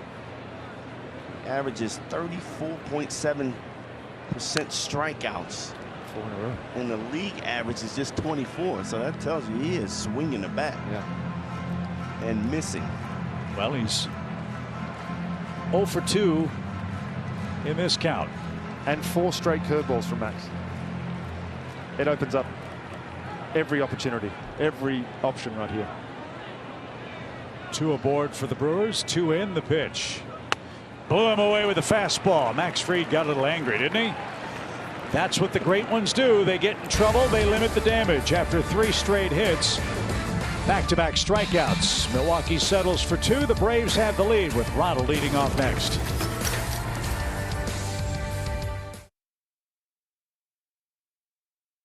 Ronald Acuna Jr. do his thing. How about that blast? And the silencer. Zaxby's indescribably good play. LeBron liked it. Yeah, he did. BJ liked it. Braves country loved it. BJ said he was going to do that all up and down the baseline next time he got a hit. Loved it. LeBron. That's the fun part of the game now. You can celebrate and do all that stuff and get away with it, Peter. Sometimes. Now that I'm not pitching anymore, is that what you're saying? Well, most of the time, I think everybody enjoys it. It's all about social media. Despite the fact the Braves have hit 2 homers in this game, maybe the biggest play was when Corbin Burns grazed Acuna with a pitch. Brewers couldn't challenge it. It was inconclusive. He took first. 3 hits later, 4 runs were on the board against the reigning Cy Young winner, Corbin Burns, thanks to a Riley and Ozuna back-to-back homer job. And that hung inside. 2 balls and a strike. So many little things factor into the outcome of a game. Max Fried, 4 curveballs in a row, got him out of trouble in the 4th inning. The hit batsman. Now Acuna, with nobody on or out, is way ahead. 3 balls and a strike. And that's a pitch that he admitted to struggling with last time out. So to be able to make that adjustment in the bullpen midweek. Didn't throw it a lot early in this game and then went to it when he needed to. It's what having 5 pitches does. It allows you just to have so many options moving through the game, second and third time through.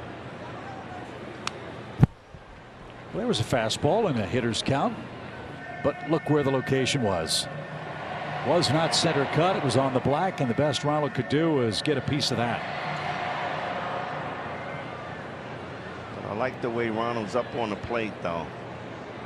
Taking that inside away, forcing him to throw that ball away.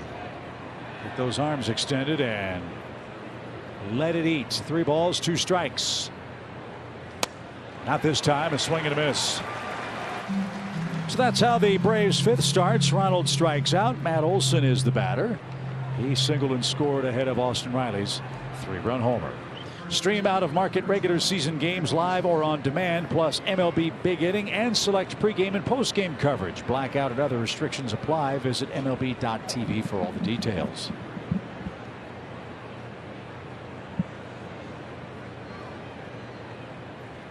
Three strikeouts for Burns. Here's Matt. He's 1 for 2.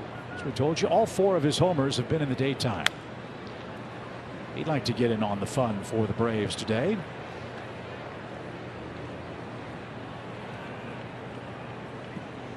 All 4 Atlanta tallies came in the 3rd inning. First time they went back-to-back all year. Riley and Ozuna turned the trick. Marcell has homered in back-to-back games. Milwaukee came back with 2 in their 4th. And that's where we stand. The pitch all the way to the backstop. You can see Matt get a little frustrated yesterday with the swings. I know he thinks he missed a couple of pitches he should have hit yesterday. He's already got 1 base hit today. But yeah, that power stroke, I'd like to see. Remember that ball he hit in San Diego, left field, a couple of rows deep? Yeah. I'd like to see him do that again today.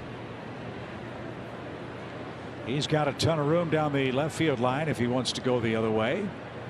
Pitch. And that one's cued foul. Well, it worked for Riley. That's right. Remember, Austin in that 3rd inning at bat hit a little dribbler with Acuna at 3rd base. And it rolled and rolled and rolled. Finally came to a stop in foul ground. Next pitch, Austin hit it about 450 feet for a 3-run bomb.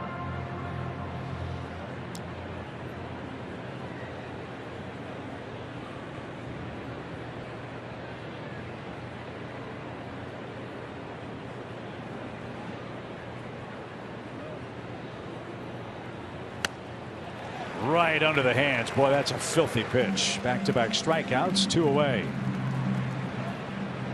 So here's how the Braves broke a scoreless tie. Austin Riley with his 2nd hit of the series, none bigger than this one. Got a fastball in.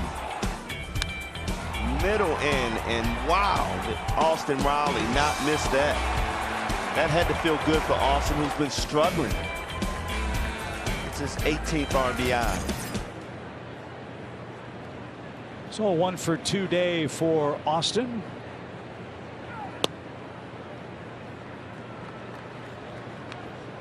One ball, no strikes. See, starting him off with the first pitch sinker there. Third time through. That's what makes Burns so tough, is that he's just got the ability to throw 5 different pitches at any time.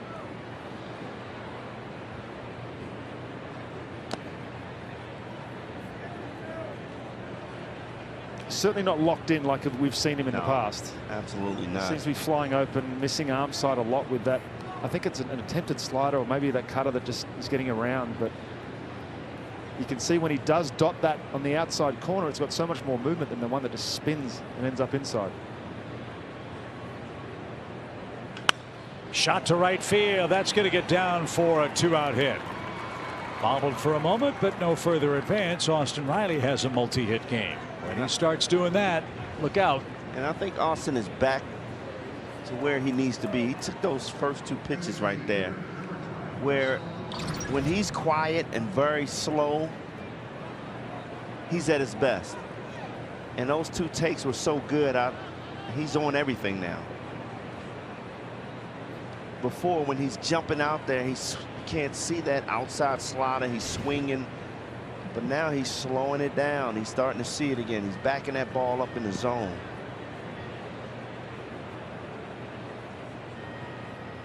So more 2-out trouble. The pitch. Ozuna didn't get it. Strike 1.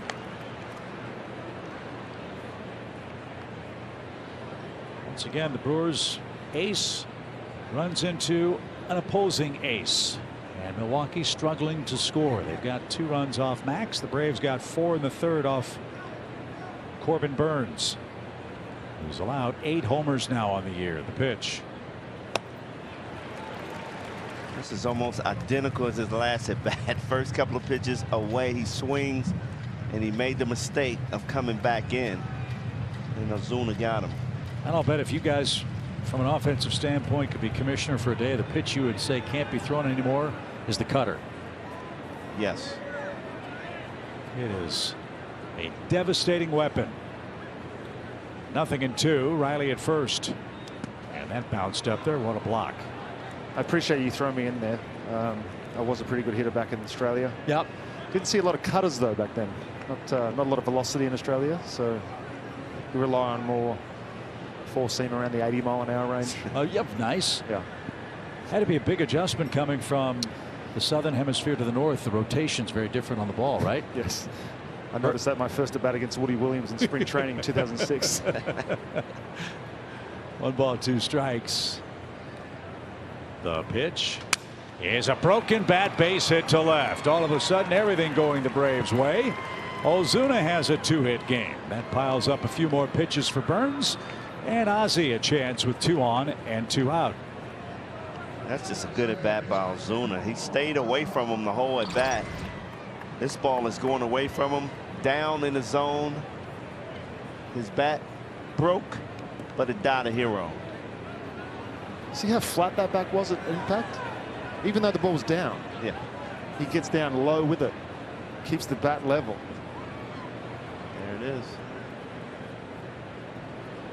Well, let's see what Ozzie can do. An infield hit in the 2nd. He's popped out in his 2nd trip to the plate. So a 1-for-2 day for him.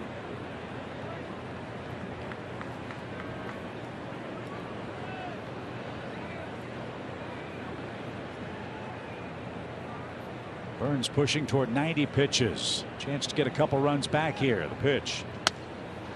Low, ball 1. Guys, the one good thing I see about this offense now is with 2 strikes, they're starting to put the ball in play.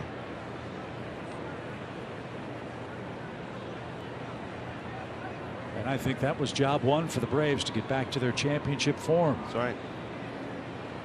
After their struggles the last couple days. The pitch. Ozzie checked his swing. 2 balls, no strikes.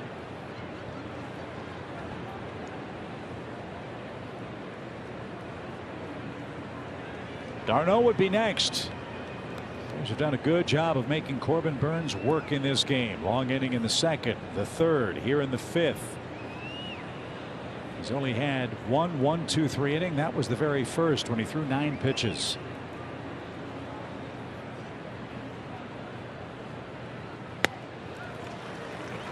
See how much faith Craig Counsell has in him, though. That he's at 90 pitches now, down by 2 in the top of the 5th inning, and he hasn't even got any action going in the bullpen.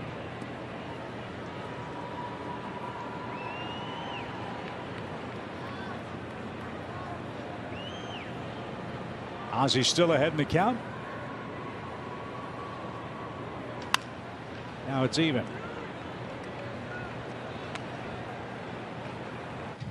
So what will the Braves second baseman get with a 2-2 pitch? 2 on, 2 out. Again, Burnes has been awfully stingy in these situations.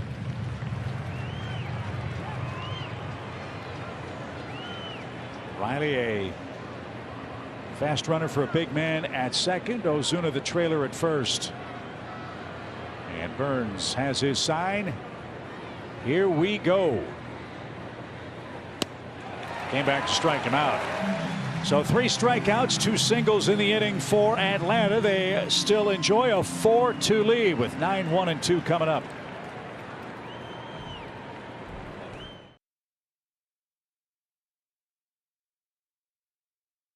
Is brought to you by Truist. Brian Jordan, Peter Moylan, Kelly Kroll, and Chip Carey with you from American Family Field in Milwaukee. Good ball game.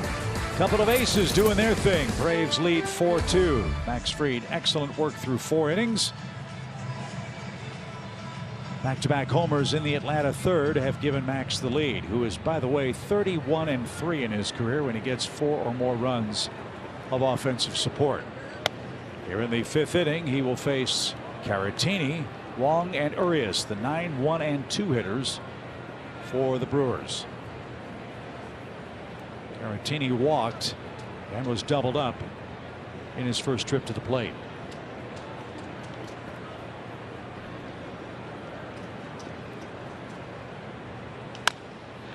Max, a terrific play, and the peg to first in time for out number 1. Kelly, we talked about it. The Braves are slowly but surely implementing more and more of their pitchers with this PitchCom communication system. How have Max and Travis worked through that? Yeah, it's been a learning curve, I think, for all of these guys, and talking to some of them. Max Fried, one of the guys who will use it throughout the entire game. Charlie Morton, the other, when talking about the starting rotation. As far as Ian Anderson and Kyle Wright, they're kind of sticking to using it when guys are on second base. But for Max Fried, and you look at Travis d'Arnaud, the mechanism right there that is punching up what he's calling with pitches. Sal Fasano, and talking to him, saying that the trickiest part about this, of course, is the timing, right? And so they'll start with bullpen and side sessions, but it was the first time or so out. He goes, it was like going on a date with someone that's looking at their phone the whole time. They're not noticing what's going on around them, guys on base paths, all of this. So we had to work with the timing behind the plate, doing the things like we normally would, and then dialing up. So you'll notice as you watch it, Travis will get set back there, Max will do what he's doing on the mound, and then you'll kind of notice him go to that knee right there. And I kind of also thought it was interesting that he mentioned how seamless this was for Travis d'Arnaud, because he's a guy who actually plays piano, and also mentioned the gamers on this team, the guys that are constantly gaming. He said, as far as William Contreras is a guy that made this look easy. But I think we're seeing today, you know, even with the shaking off, how quickly this can move. But Peter, what do you think? I think it's taken some time for them to get used to the voice even a little bit and what they're listening to. Dansby 360, throw to first, and Olsen dug it out. Great play.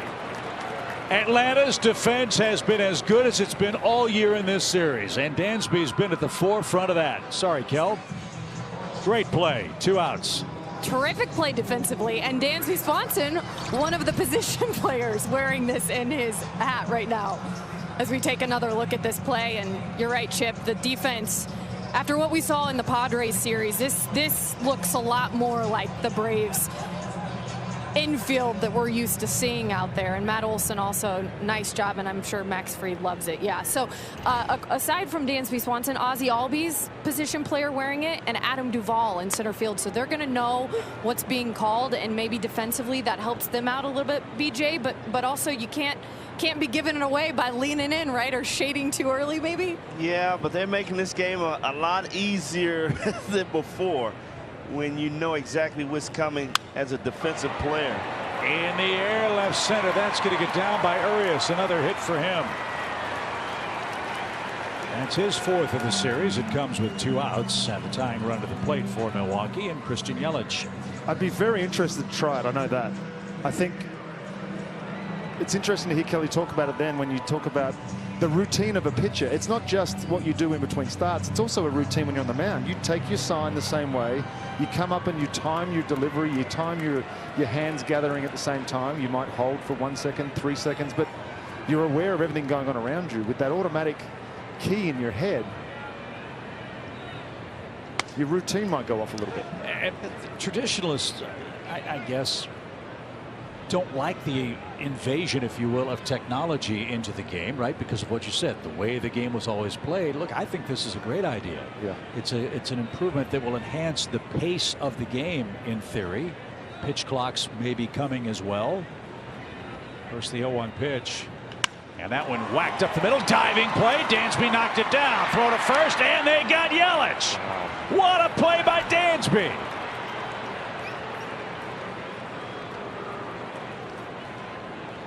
The Brewers are going to take a look at this play at first. A bang-bang play. Dansby Swanson had it ricochet off his chest, got to his feet, and scrambled to get Christian Yelich.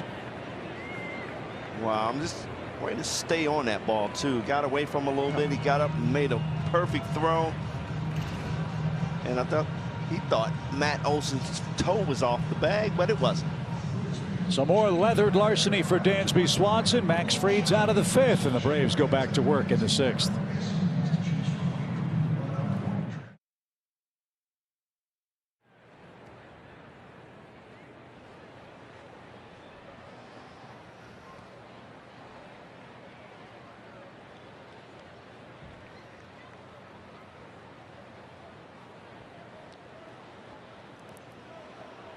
I want that fan, Lauren, to pick the lottery numbers.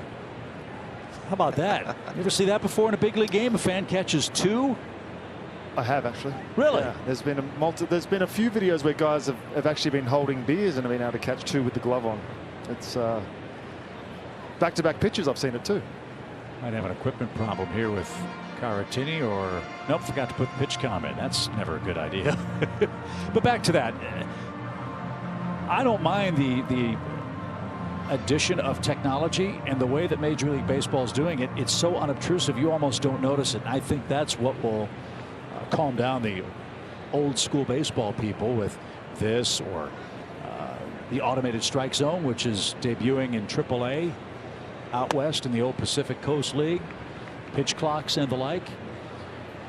From what we've heard, the pitch clock in the minor leagues has shaved about 20-25 minutes off the game, which is the most important part. That's just what Major League Baseball is trying to go toward, speeding up the game somehow, some way. Darno to right. Renfroe got a good jump and makes a nice play. There's the first out. I think the trial and error process is going to be interesting, and I'm really interested in the shortstop, the middle infielders, and the outfielders. As for what Kelly was saying, was you can move and you can tip pitches based on what your movement is. If you start to tend to see the guys shift to the left-hand side, then maybe you might think that the ball's going to come into a right-handed hitter. If the guy's shifting to the gap in the outfield, then maybe you stay back and think of a breaking ball. So there's so many factors that are going into it. We're learning as guys get used to it. Dansby the hitter. Well, look, I think an example of how the changes in the game that are being authored in the minor leagues can affect a major league game were on display last night with Tucker Davidson. We all remarked about the pace with which he worked. And Kelly, he's of a generation of pitchers in the minor leagues who do pitch with a different clock than what we've seen at the big league level, historically speaking. Yeah, without a doubt. I think we saw the tempo, and it was something he brought up after the game, having to kind of remind himself he had to slow down because he forgot, you know, guys stepping out of the box, all this and that. I mean, he down in the minors, it was go, go, go, go, go. And in talking to Kranitz this morning, he goes, I love it because it puts pressure on the hitters. BJ, do you feel that way? Oh, ow, ow, ow. Burns hits Dansby, didn't mean to. And the Braves shortstop took one in the chest defensively, now takes one in the back at the plate. Sorry, Kelly. No, that also puts pressure right there on the guy. Oh, Dansby, what a day, though. But I was just merely asking BJ. I thought it was interesting to hear Kranitz say that when pitchers are speeding the game up like that, well, in general, because of the pitch clock, that it forces hitters to kind of, before they get comfortable, have to be ready. Yeah, you got to stay in the box, and that's what I like about it because, you know, before that was Major League Baseball's mission, to make hitters stay in that box, you know, not get out moving the gloves around and doing all this routine, stay in the box and hit. So, yes, I think it's speeding up the game if you can get guys to continue to do that and get pitchers on the mound ready to throw. Well, there is a rule in place at the major league level. It's seldom enforced, obviously. But in the minor leagues, I think you've got 14 or 15 seconds with nobody on, 19 seconds with guys on base. And the umpires are saying, strike zone violation or out of the box violation. It's a strike. Yeah. It's just the growing pains are, when do you cut it in and out? Does it stop when you come set? Can you pick guys like for instance now, if you got to 18 seconds and you picked off, you could also restart the shot clock that way. So there's ways to get around it and there's ways to manipulate it. But you're right. If we can speed up the game and we can get rid of a lot of the downtime that we're seeing, I think that's going to only increase the amount of eyes that come to the game. Yeah, and again, it's not time, it's pace, right? We all agree. If there's a great 4-hour game, so be it. As this one is popped up into shallow right center. That's playable for Taylor. He's got it. But when the game's a slog and there's no action and there's walks and strikeouts and all of that, that's not nearly as fun as a game as good as this one.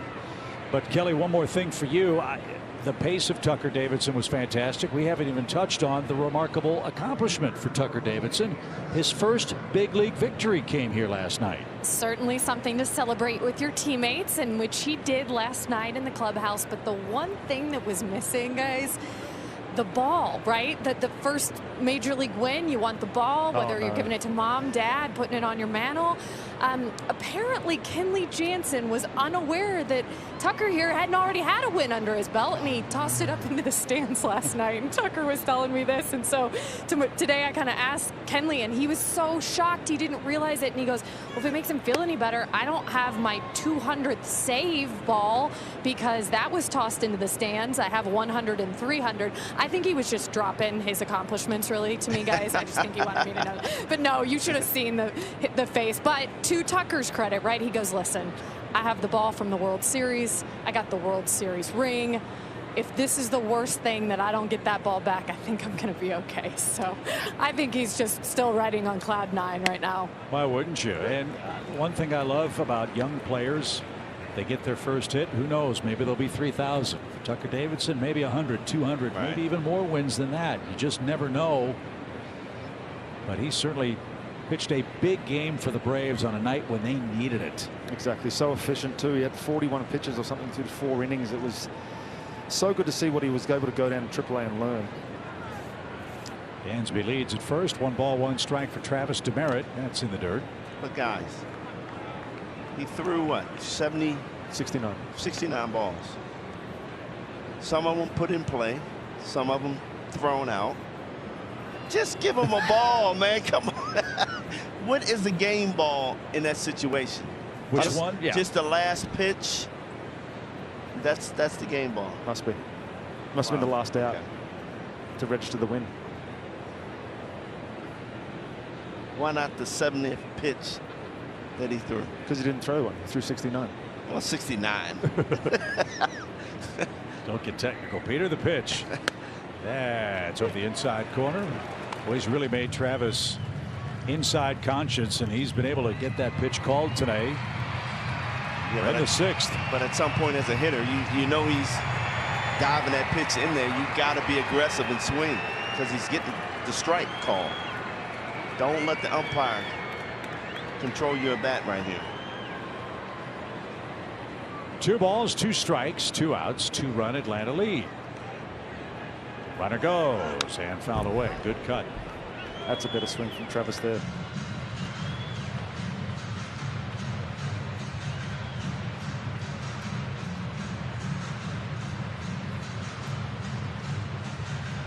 And lately, Travis has been taking too many close pitches, getting called strikes. So he has to get back to being aggressive. When he at his best, he's swinging at that first pitch, driving it in the gap. You make a mistake he's taking you deep. This figures to be Burns' last inning. Brewers bullpen is busy. He's thrown 104 high-stress pitches.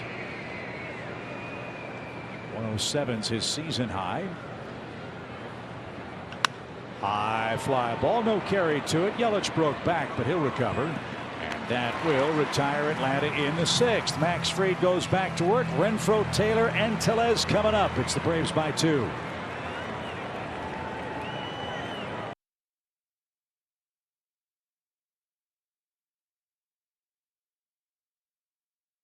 This trio of Renfroe, Taylor, and Tellez put together 3 straight hits that accounted for the only 2 runs scored by the Brewers in the game. Max can get through 6 with the lead. Then you think about getting that bullpen going. There is some action down there now. And the first on the way, a swing and a miss to Renfroe. Off-speed pitch at 85 miles an hour. Renfroe 2 for 2 in this game. Renfroe's been locked in this whole series. 5 hits on the series so far. We have been missing middle with him a couple of times though. See a couple of great locations, first 2 pitches of this at bat.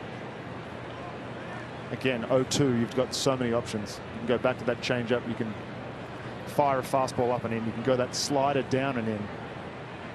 Or you can go the sinker as well. The one I didn't mention. He went with the one I decided not to mention. And Renfroe lucky to foul that back behind the plate. No balls, 2 strikes.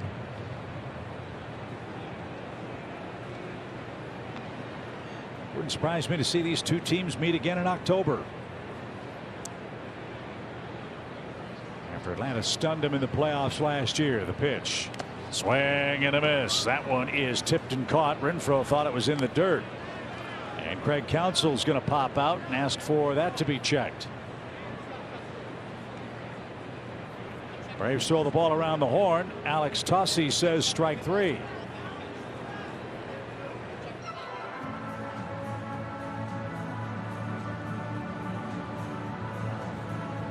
That is not a reviewable play, and Craig Counsell, I love him.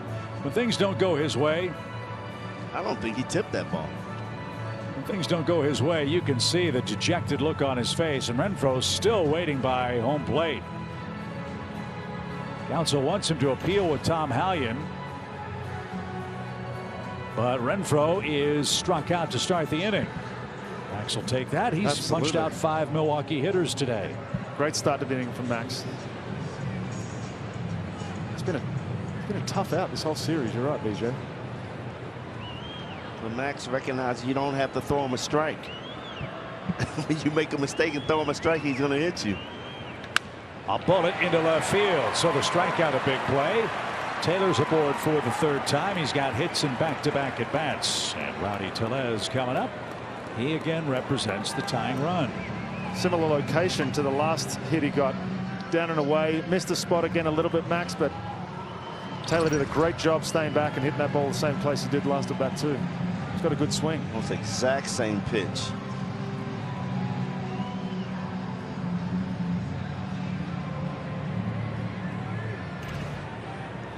Strikeout and RBI single, the line for Rowdy Tellez today. The Brewers now with 6 hits. The pitch. Wow, how does he not get that pitch?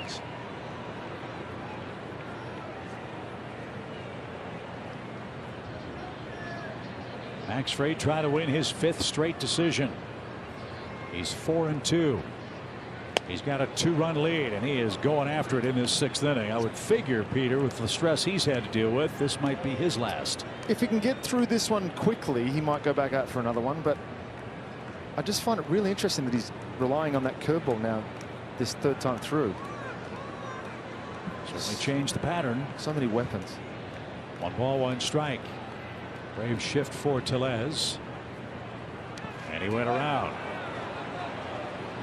I'm guessing, BJ, it's coming out of the same tunnel. They have not been able to really do much with that pitch. Yeah, they've gotten a couple hits off it. Well, I think it's a great strategy. I mean, early in the game, you didn't see that curveball. A lot of these hitters were being aggressive on everything fast. And now he's really slowing it down, getting these guys out in front. Good game plan to me. 1 ball, 2 strikes. 1 on, 1 out. Breaking ball popped up. Well, we saw in the 4th inning, after the Brewers did their damage with 3 straight hits, Max Fried threw 4 straight curveballs. Would he do it again, this time with Tellez? You know that's in Tellez's head. Yeah. So maybe he comes with a 2-seam sinker in that he used so well first inning.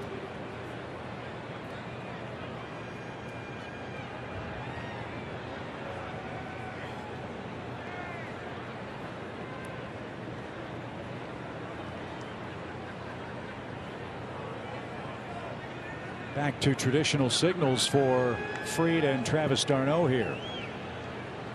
That's interesting. 1 ball, 2 strikes. Breaking ball got him. Second strike out of the inning. Max Fried did go breaking ball heavy, and Tellez is strikeout victim number 6. I think Rowdy Tellez was thinking along with me, maybe looking for that heater up in the zone, and Max just pulled the string on another curveball. Perfect location. He's got that thing really dialed in right now. Well, Mike's last at bat, he threw him the curveballs and got him out in front for strike 3. Do you change that strategy against this kid? He went with the same strategy against Tellez. I think stick with what's working. But again, so many options when you've got 5 pitches. Quality pitches. Runner at first, 2 outs, 4-2 Braves lead it.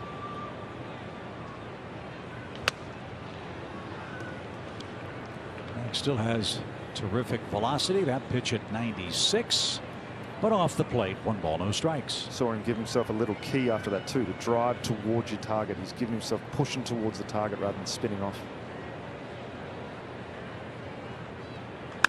Breaking ball, fly ball right. Acuna is not going to get that. That's off the running track and up against the wall. Streaking around is Taylor. He's going to score without a play. Brasso with a 2-out double makes it a 1-run game.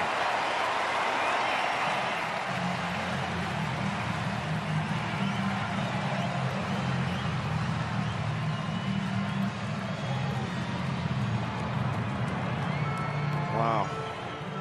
When that ball came off the bat, I thought that's an easy play for Ronald Acuna. It looked like he got a bad jump. We talk about the balls just dying. Drives this curveball the other way. And Ronald just didn't take off right away.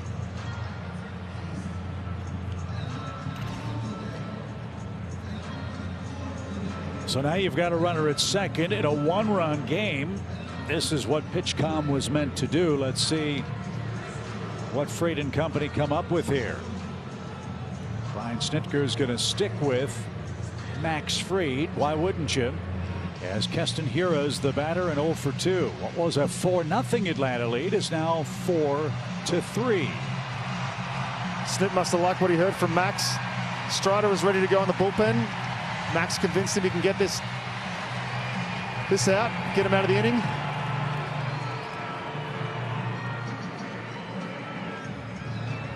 No margin for error here with Hiura up. Brewers now with 7 hits. 2 runs in the 4th, 1 here in the 6th. And a nice stop, ball 1.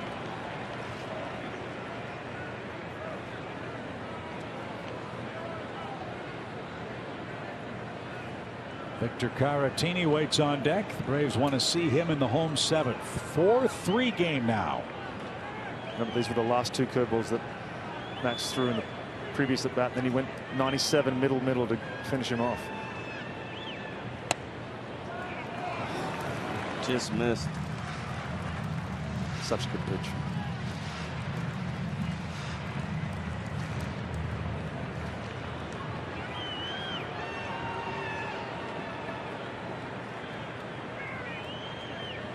Again, you don't have to give in here, but at the same time, the base is open. But if you put him on, you're putting the go-ahead run on base.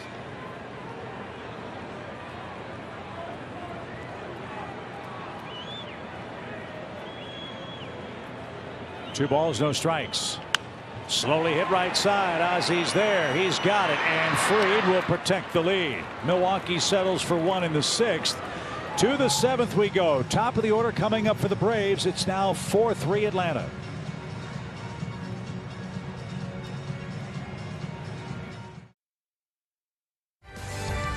Delta Airlines, keep climbing.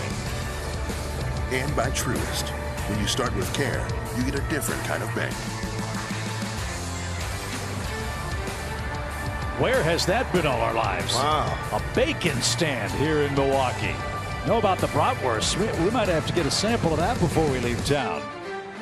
And fans get a sample of Truist Park with school breaking next week. Kick off your summer at the Braves' beautiful home with exciting matchups, giveaways, and fun this June. Friday night fireworks, live music concert series in the Battery Plaza on Saturdays. That's presented by Papa John's.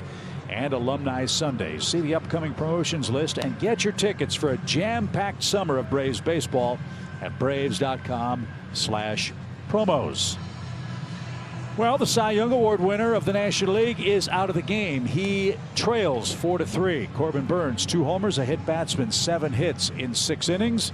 He gives way to Trevor Gott, whom we saw pitch last night. Yeah, 1 inning, 1 punch out last night. Nothing straight from this guy, and big arm. Ran it up to about 97 last night. Likes to cut it, sink it, and he'll throw an occasional slider too. But he was very aggressive. He didn't throw a lot of pitches. He went right after each Brave hitter with fastballs. Ronald was grazed by a pitch in the 3rd inning and scored ahead of Riley's homer. That 3rd inning hit by a pitch extends Ronald's on base streak to 26 consecutive games. His 8-game hitting streak is on the line here in the final 3 innings. It's 2 perfect pitches to start off the at-bat to Ronald. Down in the zone too. Acuna, Olsen, and Riley for the Braves, who protect a 1-run lead. 4-3 your score. And Ronald takes strike 3, 1 out.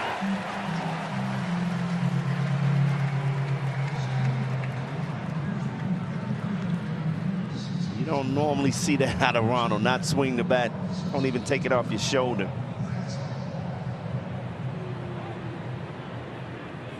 Matt Olson has a hit and a run scored.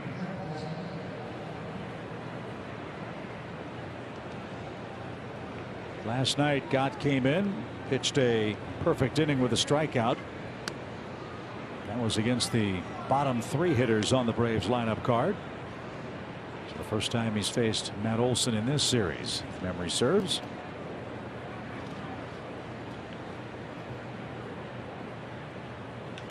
Driven to left, well hit. Yelich retreats, still going back. That's over his head and off the wall.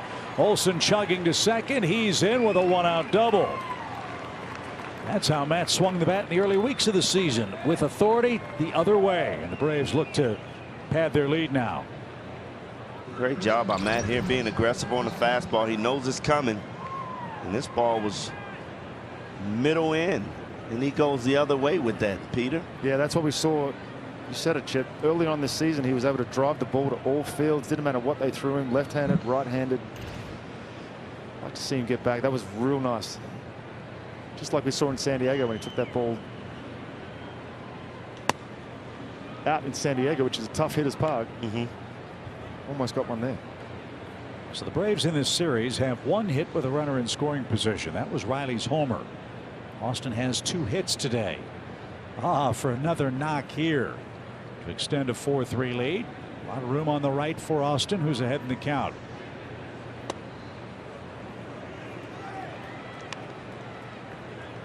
Now again, we're seeing Gott yesterday got through the inning without having to get a base runner, right? Correct. see what happens when a base runner instantly comes on. Everything changes for the pitcher. He's got to think about totally different things. He's not just locked in on one thing anymore. Riley way ahead in the count. Took his shot. And didn't get it. I like it. 2-0 right there. Got through a lot of strikes yesterday. You gotta be on that pitch. I saw what you did there. 4-3 game. With Olsen at second. Outfield straightaway deep. Well, they have been living down in the zone in this series. It's been a very well pitched 3-game set for both teams. And now Riley has an even count. Boston 2 balls 2 strikes. Ozuna waits on deck. He has a 2-hit day.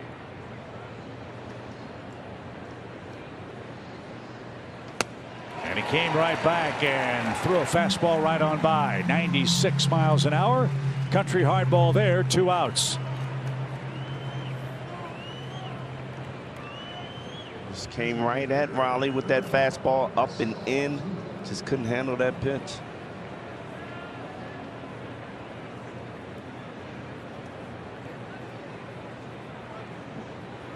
Gott looks impressive to me. He keeps the ball down in the zone, his fastballs. Like you said, Pete, he has a lot of movement. Nice day for Marcell Ozuna. The pitch to him is off the plate after he picks up his 3rd hit. We're going to send you to the stretch presented by Georgia Natural Gas. Lauren Jabara, Nick Green will break down what Marcell has done in Milwaukee, which is hit. He loves this ballpark. He's had 4 hits in the series, 2 homers, 3 driven in. Braves could use another 2-out hit in this spot.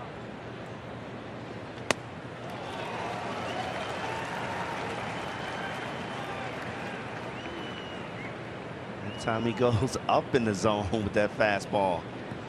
Man. And he has such a short arm. It has to be tough to pick up out of his hand.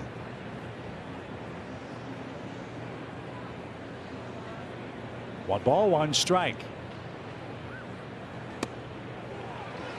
It's that crossfire too, DJs. Yeah.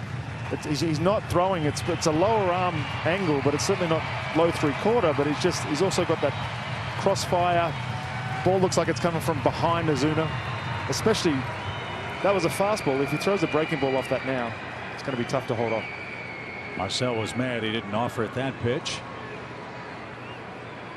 The Braves down to their last strike here in the 7th, leading 4-3 in game 3. The pitch. Took a shot at right. Like that approach. And well struck into the 2nd deck. Marcell is still alive as the Braves DH today.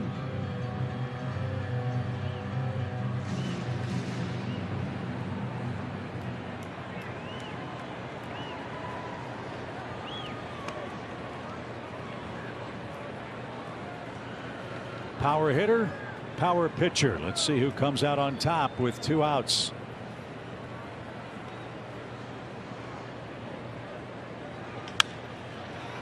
To right. Renfroe coming in, and he's going to make the catch. And that retires the side. Braves get a double from Olsen. Can't extend the lead, but a lead we have at the stretch. 4-3 Atlanta. Laura, Nick, take it away.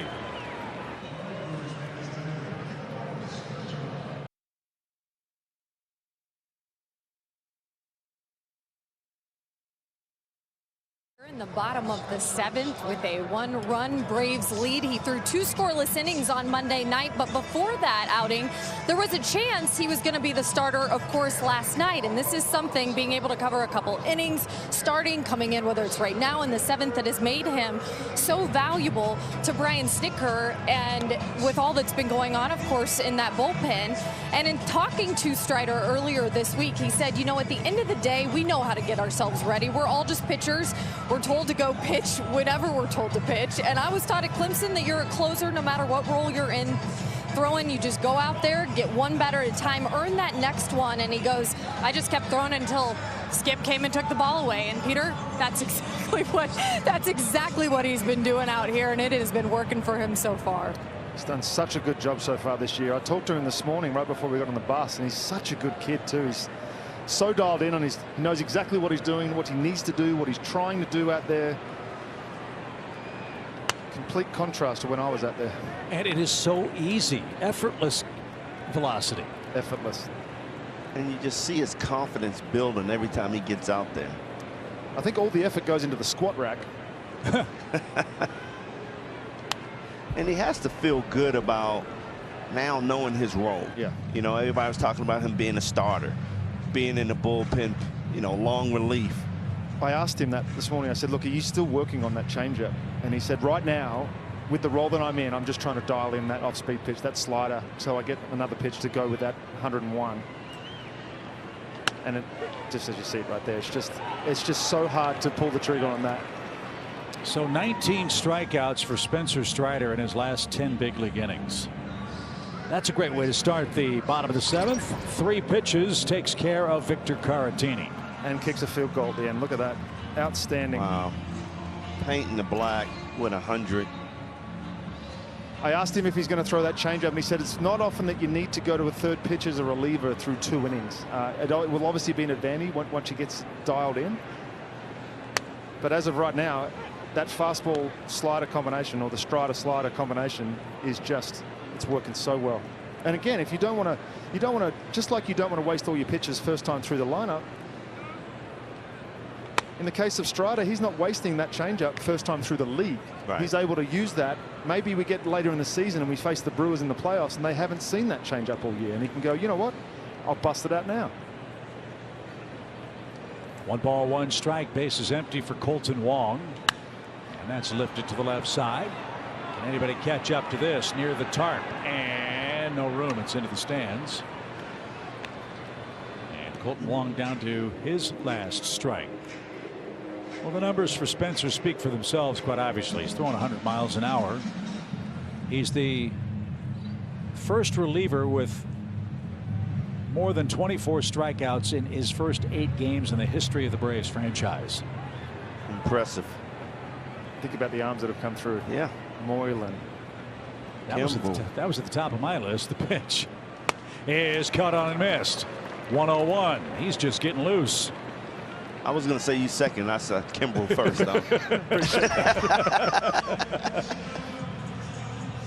Well, the other thing I like about this kid is he's around the plate, obviously, but he's efficient. For a guy that strikes out a lot of people, he doesn't throw a lot of pitches. Right. There's no wasting. It's almost like every pitch has a purpose, and gone are the days where you'd waste that 0-2 pitch anyway. It's guys use that as more of a competitive pitch these days. But yeah, he's got a plan. He executes the plan. He works so well with Travis behind the plate, and you see Travis just building in confidence, putting down any finger at any time. Traditional signals for Strider and Darno here as Urias takes ball 1. Got to get this guy out. He's been a pest. 4 hits in the series and 6 hits against the Braves this year. There's a breaking ball. That's awfully fun to watch. Get yourself ahead in the count, and then he drops that on you. As a hitter, you're just sitting there like, man, you can't sit on that pitch because he's throwing more fastballs. You gotta just gear up for that 100. Can't you see Spencer with a 10-gallon hat and a sheriff's badge, you know, standing outside the OK Corral? Val Kilmer from Tombstone. Right. 1 ball, 2 strikes for Urias. And he just struck out the side. That was as impressive an inning as we've seen from any pitcher in the major leagues this year. Spencer Strider slams the door in the 7th inning. 3 up, 3 down. Tombstone indeed. Braves lead 4-3 going to the 8th.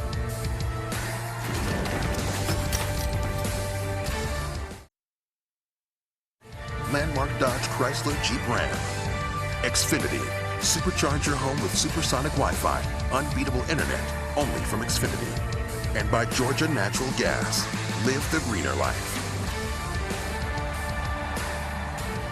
Great inning by Spencer Strider to send us to the 8th with a 4-3 Atlanta lead in the rubber match here in Milwaukee. Join the Braves for Pride Night at Truist Park on June 22nd as the Giants are in town. With the purchase of the Pride specialty ticket package, you'll get access to the pregame party at the Coca-Cola Roxy and get a Braves Pride Tervis tumbler. Get your tickets at braves.com/pride. Ozzie Albies greets Luis Perdomo in a good way. A leadoff single in the 8th. Braves could use some insurance at American Family Field. They lead by a run late. Yeah, there's a decision. There would normally be a decision. Last year we would have had to make a decision whether we get to the 9th spot and whether you make a pitching change. But I think Smith's going to make the decision. Will Smith's warming up out there. Be interesting to see whether Smith comes straight out or whether Spencer goes out and maybe faces a couple of hitters or one hitter. See what the plan is. Hopefully we can get some add-on runs this inning.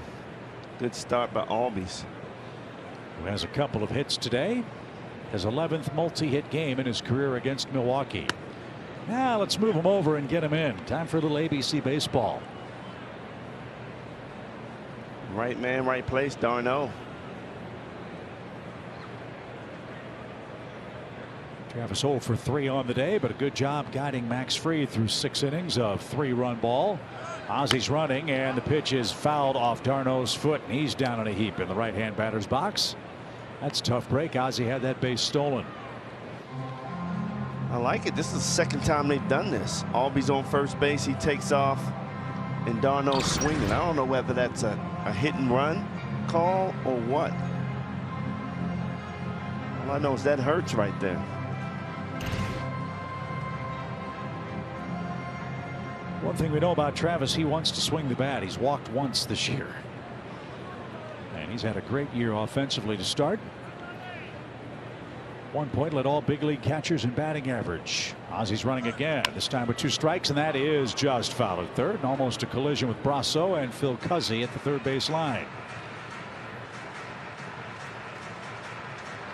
So it's still 0-2 for the Braves catcher.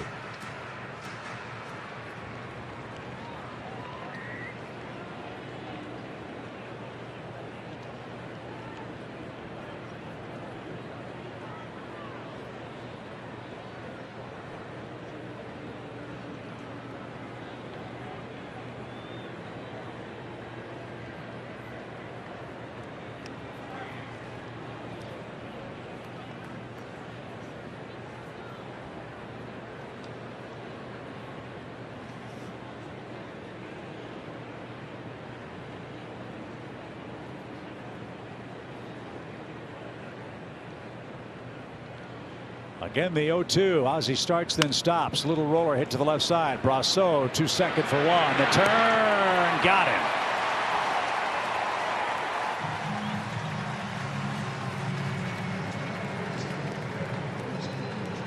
That's a tough break instead of a stolen base. And the Braves might take a look at this play at first base. They think that d'Arnaud beat the relay throw. Let's see if this challenge works in the Braves' favor. Job hustling out of the box. I thought he beat it myself. You've noticed that I think there must be more cameras available now, because there's not a lot of times that we challenge that the call isn't overturned. Noticed last year, maybe they're just getting better in New York, maybe they're getting, as I said, better cameras, but I haven't seen a lot of challenges that weren't overturned. This could also be a case that we're the 8th inning and we've got nothing else to lose. Why not take a chance? Yeah, I think he beat that. Love the communication system that Major League Baseball employs with the PA systems in Major League stadiums. I mean, it was a bang play.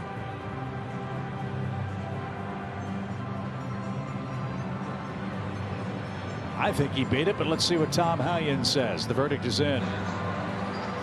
After 2, the call on the field stands.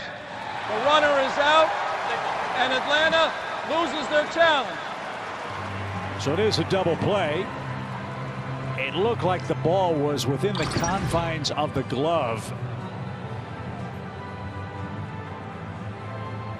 So tough to tell those bang plays. And we get to look at it 5-6 times, right. and This is the angle that I think was the definitive one. See the ball in the glove right there. Had it been safe on the field, I think they wouldn't, obviously. Right. Yeah, but well, good hustle by Darno, but just a 1/16 of a step too slow to beat the double play turn, and now it's up to Dansby Swanson in the 8th inning. The Brewers will have their 3, 4, 5 hitters coming up. See if Dansby can do some damage here. He's been hit once, he has a hit, and he's struck out.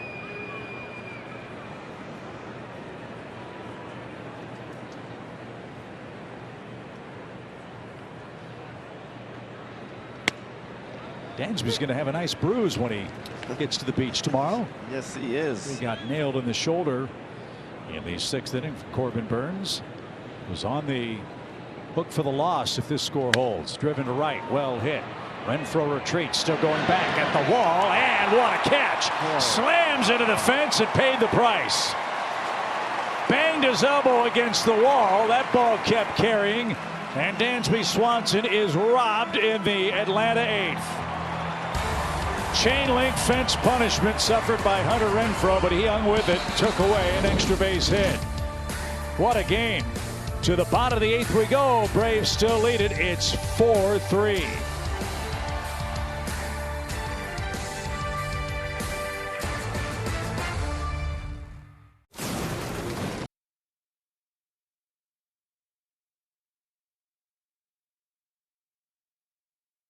Be the difference. It has certainly been the case for the Braves in this series. Let's check it out, fellas. The best coverage in the game, our T-Mobile coverage cam. I mean, we've become famous for our defense with the amount of work these guys do with Wash, and just see it here. Just every single day they're out there, rain, hail, shine, getting their work in, and you can see it paying off right here. Dansby Swanson's had himself a day. Austin Riley last night, game-saving play. Defense, defense, defense. Love to see it. And it's an excellent bounce back, too. They struggled over the weekend, and they come back in Milwaukee making some unbelievable plays. So Will Smith will follow Spencer Strider with the middle of the order coming up for Milwaukee. One reason why, look at that line in yellow. No earned runs in his last 7 innings against Milwaukee, including postseason play. He's got a 1-run lead. Christian Yelich is hitless but has scored a run.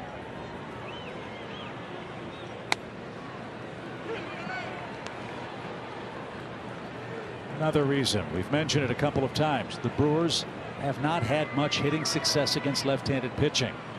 This part of the order, this kind of game, Will Smith a logical choice.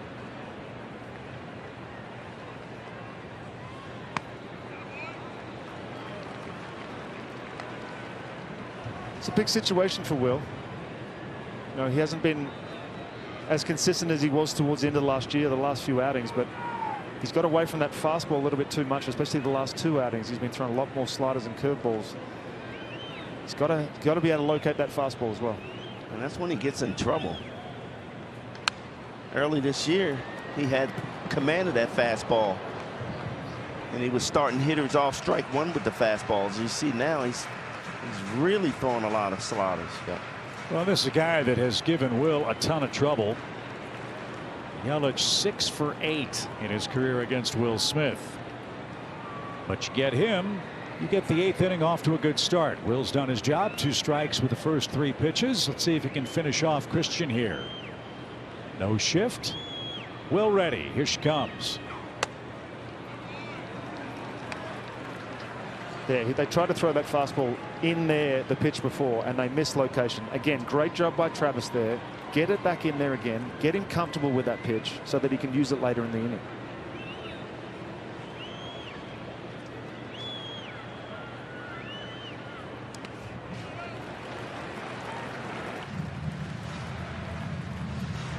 It's one of those non-competitive pitches right there, Peter, you talk about. Yes, not so much, because it was a little bit shorter than you'd like it. I don't mind the bounce.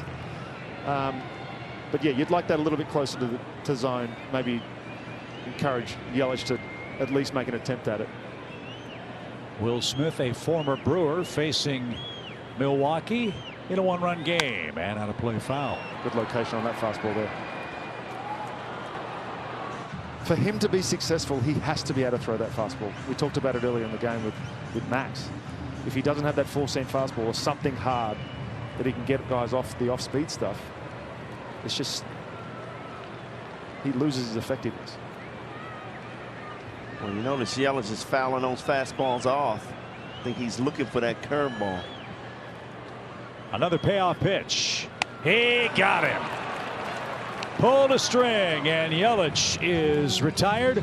4 straight Milwaukee hitters have struck out. That pitch was set up perfectly by that fastball that he was able to go back and hit the location inside. I keep pointing it out, but Travis did such a good job making sure he got that pitch in there again, and then he sets that breaking ball, that slider up on the outside corner. He had no chance. Here's a guy you don't want to take a chance on. Make a mistake. He is locked in.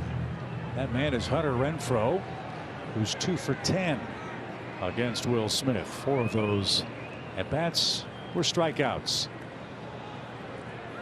Renfroe, then Taylor. Both those men with multi-hit games. A strike. Oh, take it back. Ball low. I beg your pardon. 1 ball, no strikes. Hopefully a series win will be the subject matter on Braves Live, presented by Xfinity. Lauren Jabara, Nick Green are standing by in Atlanta. Braves trying to win the season series against Milwaukee.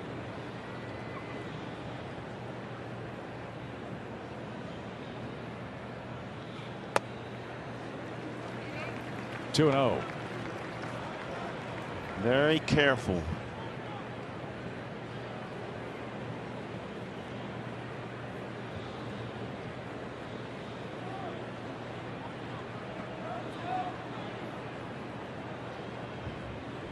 Renfroe digs in. Smith, big man, ready. Here it comes, and missed inside.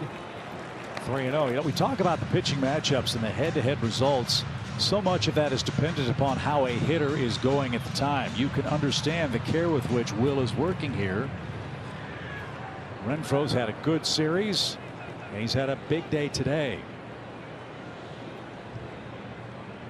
3-0. And 4 straight. A 1-out walk. And now a quick message from Landmark. Hi friends, I'm Chip Carey, in between innings for Landmark More. Landmark's hitting it out of the park every day. That's why they're #1, because nobody beats the Giant. Nobody.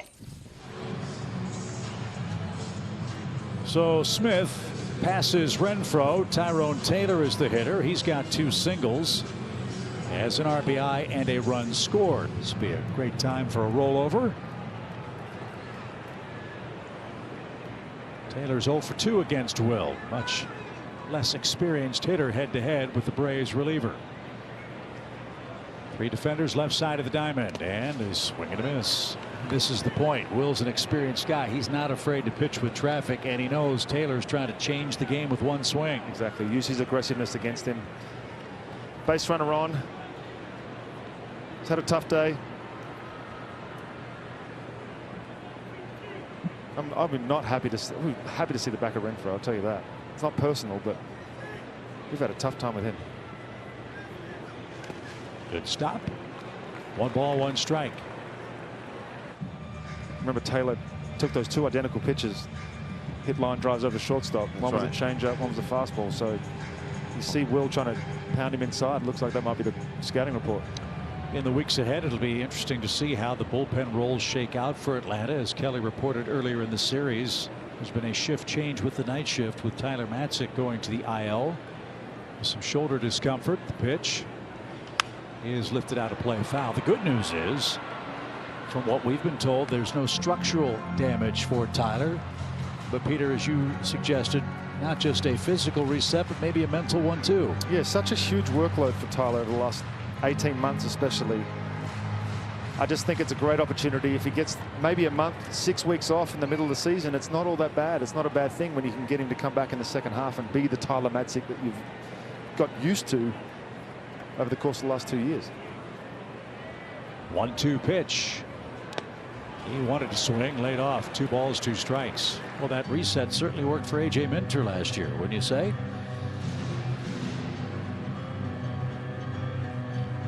Almost kind of take you back to Scherzer during that playoffs when he felt like he had a dead arm because he had pitched so much.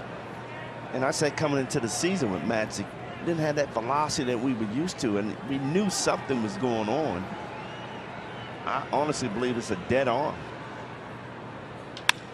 Ground ball, Dansby dives, shovels to second, the Braves get the force. What a series for Dansby Swanson. You know, we get so used to seeing him make the routine plays like it's nothing at all, but then he comes out and he makes these plays as well. Just goes to show you exactly how elite defenders do it. That quick first step. Well, if the shift goes away next year, we're going to see so many more plays like that in Major League Baseball. The most athletic guys in the field are the middle infielders. We were joking before this series started. You can count on one, maybe two hands the number of diving plays you've seen from shortstops. That's not the case for Dansby Swanson, who's been all over the infield dirt in Milwaukee in this series. The thing that I love about it, he makes that play. A lot of guys, they panic and they can't make the toss. But it looked like that was such an easy toss for him. Getting the short out is so important, and that's what they did. The internal clock. So good. As now the Braves have the lefty-lefty advantage, you figure, with Rowdy Tellez up there. 2 outs, man aboard. Will Smith ahead of the Brewers DH. And they have fed him a steady diet of off-speed stuff, and Rowdy, to this point, knock on wood, has not done much with it. Max went with multiple curveballs in a row. In the back of your mind as a hitter, you've got to think that he's eventually going to throw that one fastball. You just don't want to miss it. So he's way ahead, 0-2. Smith checks the runner. The runner goes. The pitch is squibbed right up the middle. Into the shift. Dansby right there, and the inning is over. Have a day, Dansby. Another great play. Dansby up the middle, had to find the ball behind Will Smith, and the inning is over. To the 9th we go.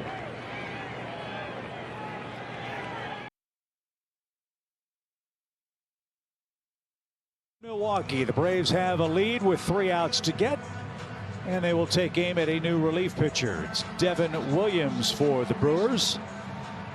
Boy, what a back end of the bullpen these two managers have here in 2022. We'll break that down in a minute, but first a quick message from our friends at Racetrack.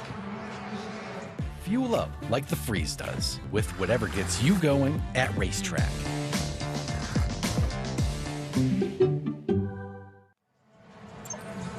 This is Devin Williams, the Rookie of the Year a couple of years ago. A man the Braves did not see in postseason play. Everybody talks about his changeup. He's got more than that, doesn't he? He sure does. We saw it the other day. He punched 3 Braves out with 3 fastballs to end the at-bats. Anywhere from 96 to 98 with that fastball. But that changeup, as I said, it's got its own name. It's called the airbender because it does exactly that. He spins it in such a rate. Guys usually spin their sliders or curveballs the same spin rate that he spins his changeup. It's just so unique. It's so different. And that's why it's so hard for these guys to be able to time it up. Yeah, and as a hitter, you got to look for that changeup because he throws it a lot. But when he lulls you to sleep looking for that changeup, he throws that 96, 97 by you. So in the Braves' 9th, it'll be Duvall, Demerit, and then Ronald Acuna Jr. Kenley Jansen is up in the Braves bullpen. He will have the bottom third of the order for the Brewers in the 9th. All 4 Atlanta runs came in the 3rd inning. Back-to-back homers, Riley and Ozuna. Braves have 9 hits today.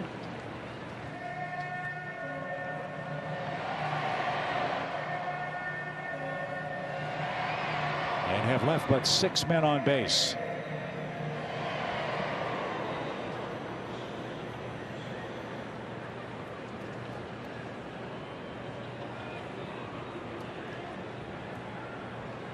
Crowd quiet as Duvall and Williams square off. It's a ball and a strike. It's a good swing, Madam, there. He's right on that fastball. Guessed right, I guess. Chip. So tough. I mean, for 3 games, these 2 starting pitching staffs and bullpens have worn out the down and away corner in the strike zone. It has been just a great series. Milwaukee won 1-0 in game 1. Braves shut them out last night 3-0. Now lead by a run in the 9th. A fitting end to 2 terrific games with a lot of drama and subplot. I think if you took the heat maps from these 3 games and looked at where pitch location was, you wouldn't see much in the middle. Nope. It'd be down, east, west, north, south, as they say, BJ. Yes. But forget about pitching. Duvall is starting to swing a good bat. He's being patient. Sharply hit, and that's just foul. Phil Cuzzy had an eagle-eyed look at that. That was whistled to the chalk. Let's take another look. How close did Adam come to doubling here in the 9th inning? I know he has a better angle than me up here, but I thought I saw some chalk fly up. That's a non-reviewable play too. That is reviewable because it's past third base. But remember, the Braves made a challenge and lost, so they can't challenge this call. Wow. You can ask for a crew chief review. But he missed an extra base hit by that much. Remember, the Braves challenged d'Arnaud being called out on that double play in the 8th inning. Just as I said, he was getting locked in. I thought he had a double down the line. Would have been perfect timing. Yes, perfect timing. But no, he is starting to slow down and take some good swings. And a swing and a miss. That starts Atlanta's 9th. 1 up, 1 down for Williams. Travis Demeritte is the hitter. It's all about the arm speed, the arm action. Yeah. He sells it so well. It just looks exactly like a fastball until it pulls the chute and stops about halfway.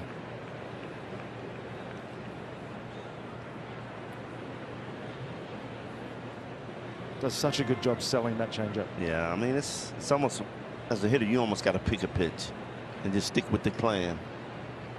In that case, you got to pick fastball, right? You got to. You got to stay on the fastball.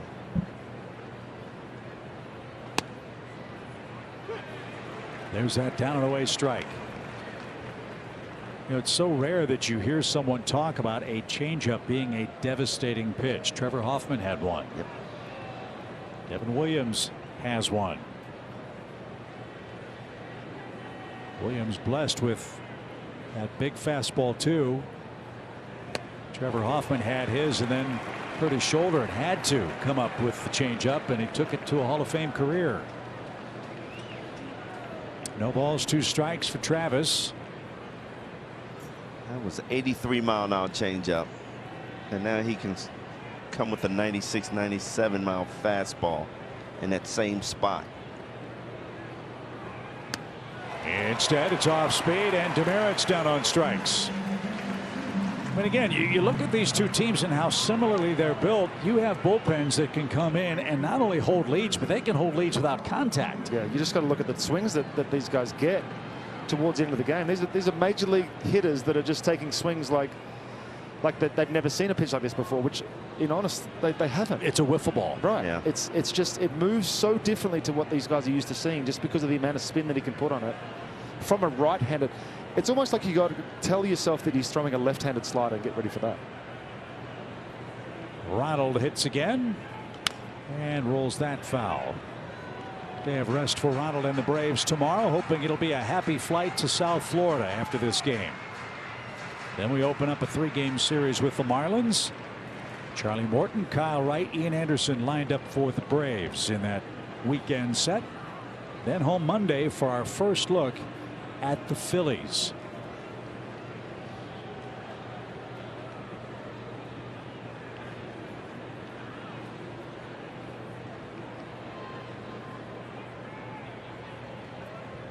No balls and a strike.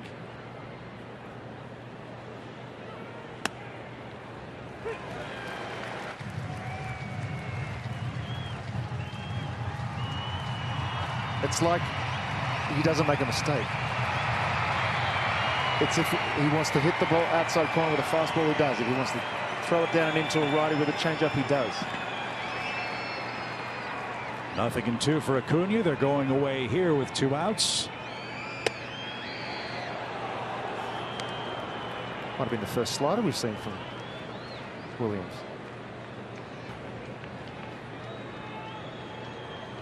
just something else to think about while you're up there. Yeah, they're fishermen, right? Hit a spot, pull it back, go a little wider if they get a chase. Good discipline by Ronald to lay off that pitch off the plate. Now he'll see another 1 ball 2 strikes.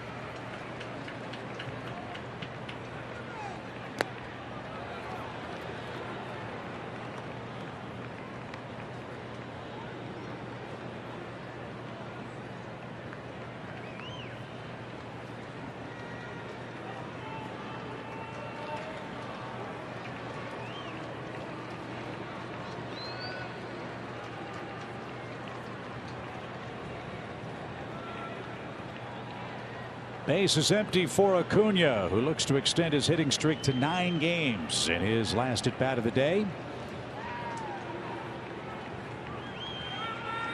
And rolled foul. We'll do it again.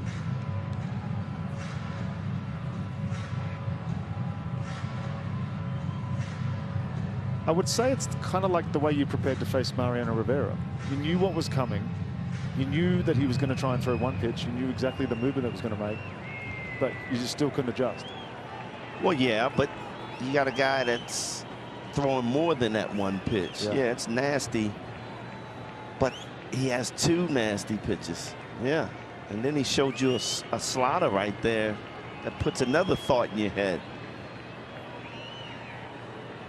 Again, the 2-2 from Williams. And he struck him out. Struck out the side, as a matter of fact. And to the bottom of the 9th we go. The Braves lead by a run. It's Kenley time. 4-3 Atlanta.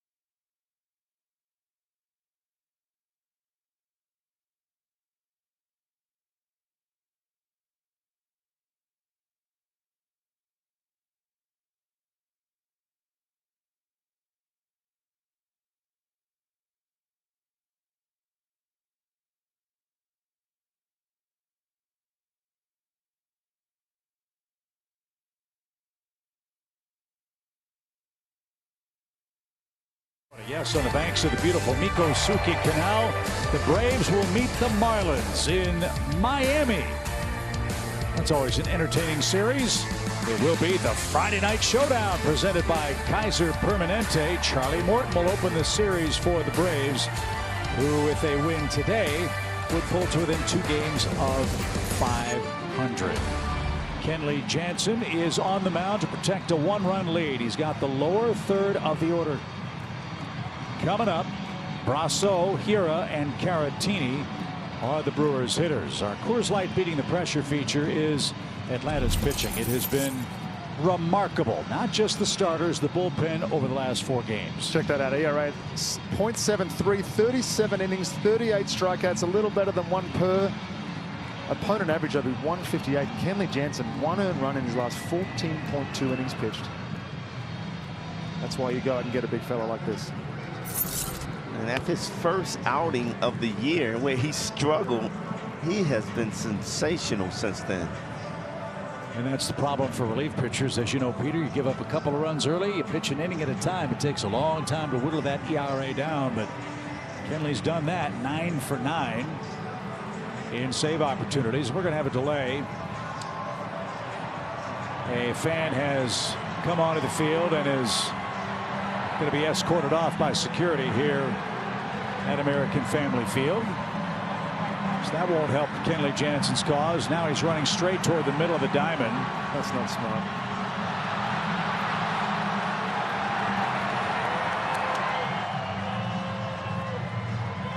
And finally is going to be escorted off the field after running all the way from center field right down the center of the diamond.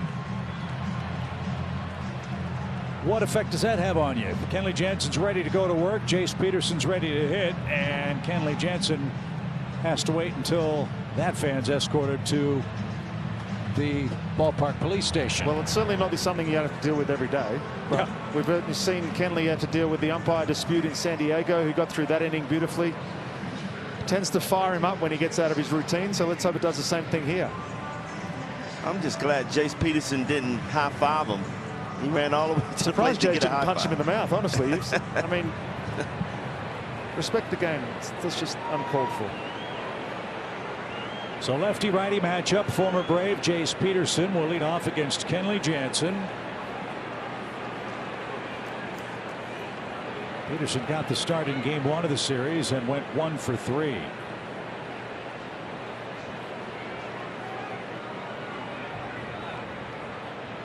And ball 1. And the bottom of the 9th inning is underway. Braves by a run, 4-3. Max Fried in line to beat Corbin Burns again.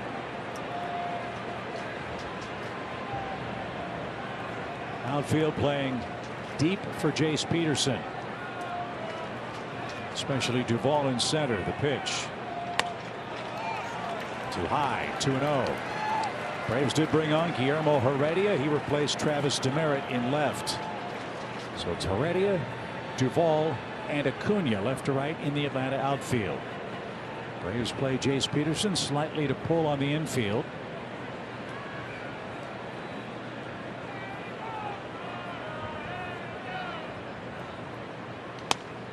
And that's in for a strike.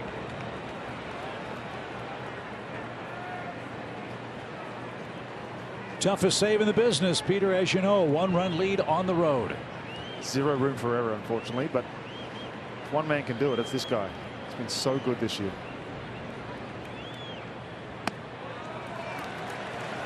But he's fallen behind. 3 balls and a strike.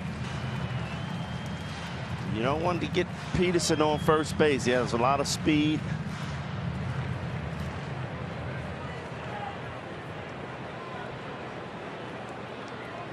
Former Brave. Good kid.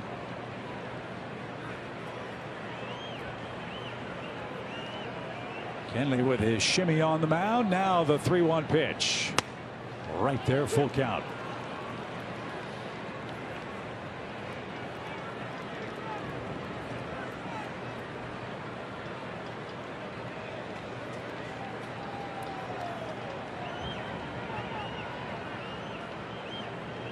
Big pitch, 3-2. He lost him. Lead off walk in a 1-run game in the 9th. So the Brewers have some action in their last at bat. Keston Hiura, the batter. Now you have to deal with Kenley's not typically known for his speed to the plate. Takes a lot of time to get the ball to Travis. You're going to see him doing a lot of slide steps, maybe a couple of pickoffs, change his timing, change his holds, all to try and keep Jace Peterson at first base, because you cannot afford to let him get to second. But then he has to play defense too. If Keston squares around and bunts here. Jace Peterson's 5 stolen bases, none caught stealing. And he's got a good lead here. Not going. Pitch high. Kenley's out of rhythm here. 1 ball, no strikes. Just like the Acuna effect, once he gets on base, everything has to speed up. Everybody has to try and be quicker to get to the plate. With a runner on, with the tying run on first base, everything intensifies. I'm surprised Keston didn't square around and try to bunt here. Caratini and Wong lurking on the lineup card for the Brewers. How about a double play ball? That would be nice. 1 ball, no strikes. Peterson leads. Not going. And found the mark. Even count. So you probably let Hiura swing the bat here because of struggles Caratini's have, unless you've got someone ready to pinch hit for Caratini. Narvaez. He's a left-hand hitter. And the main catcher for Milwaukee.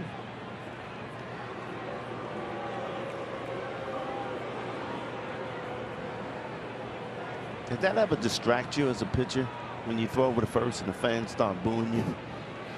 Not one bit. 1 ball, 1 strike. The pitch is high. Can't get the ball down. 2-1.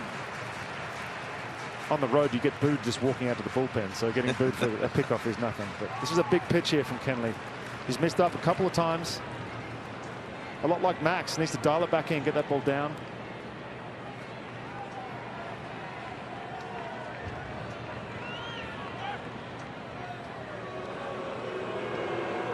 Kenley's walk to Jace Peterson is his first walk since May the 11th, when he picked up the win against the Boston Red Sox.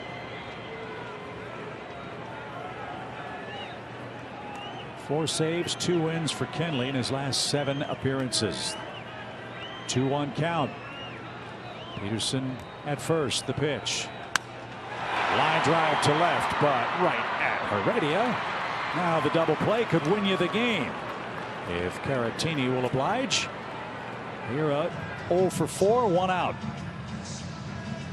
This game has changed a lot. You're down 1, leadoff guy gets on, and you don't even think about butting him over to second base anymore. The theory is you give yourself 3 chances to drive in the guy as opposed to 2. It's just. But the other side of that coin, is it easier to drive the guy in from second or from first? Correct. It's hard to string hits together in today's game. We'll see how it plays out. Caratini 0 for 2 with a walk. Good stop. 1 ball, no strikes.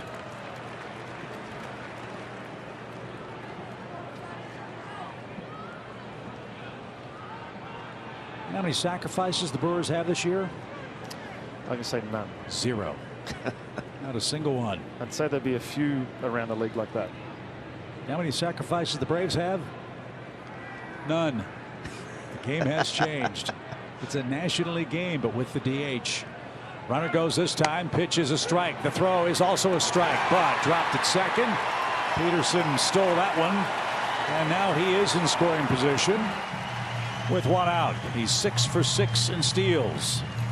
And so they don't sacrifice, but they are still able to advance on the stolen base. With the faster runner at first, that's what allows you to do. If you don't get this guy over to second base with the first at bat, you're able to steal the base there. Higher risk, obviously. Yeah.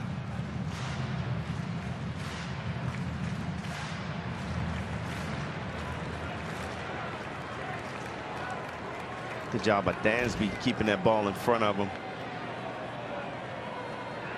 1 ball, 1 strike. Tying runner at second. That's got to be different for a hitter, BJ. Just lulled him to sleep, and then boom.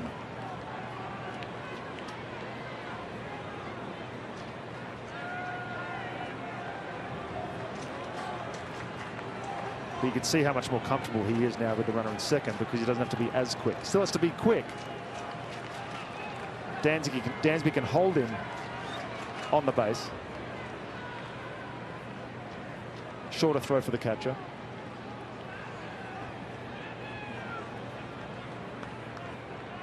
So Jansen's gotten ahead of Caratini, who's the key man in the inning. There's 1 out.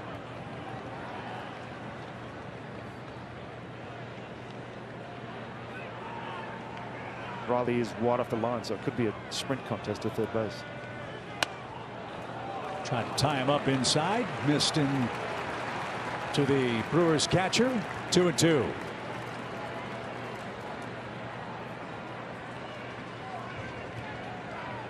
Brian Snitker has the game in the hands of the man he wants it. Kenley Jansen. He protects a 1-run lead. And now a huge pitch. 2 balls, 2 strikes. On the ground, right to Dansby. He's got it. Long throw. 2 outs, no advance of the runner. So we're an out away from a series win, and Colton Wong will be the batter.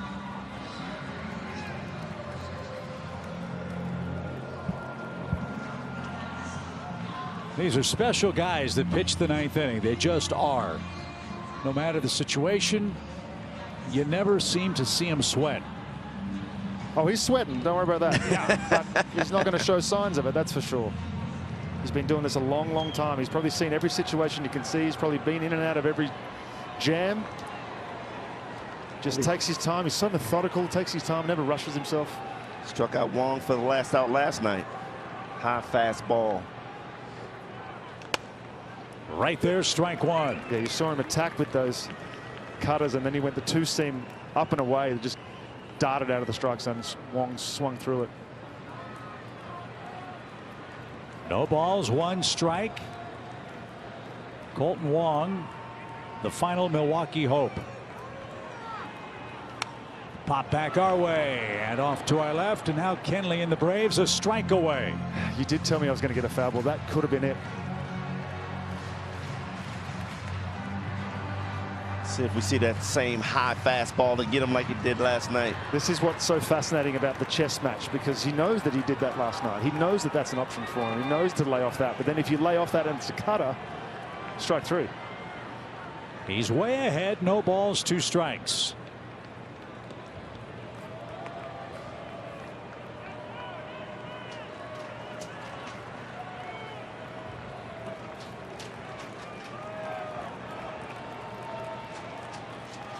Now the big right-hander is ready. Here comes his 0-2 pitch.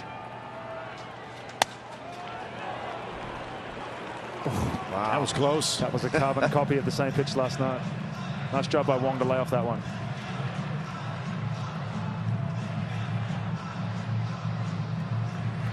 I'd like to see that cutter right here, but up and away. I'd like to go right back to that same spot. I don't think he's going to hold off a second time.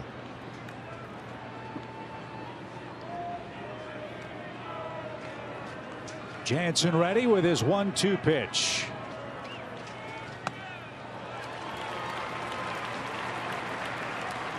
What a battle.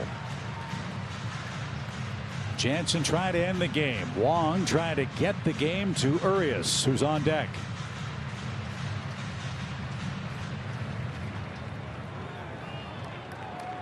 Kenley pauses, ponders. Now slowly steps to the rubber. And here we go. 2 balls, 2 strikes. Game on the line.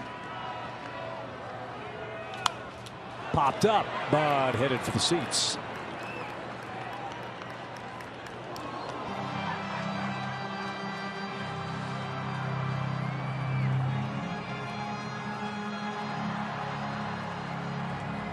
He's thrown everything he's got so far. He's gone with bounce slider, 2-seam up and away, cut it down and in for strikes. I think he's got to go back to the bread and butter and go with that cutter again. Matt Olson hugging the line at first for Atlanta. Another 2-2 pitch. Whoa, up under his chin. That was close.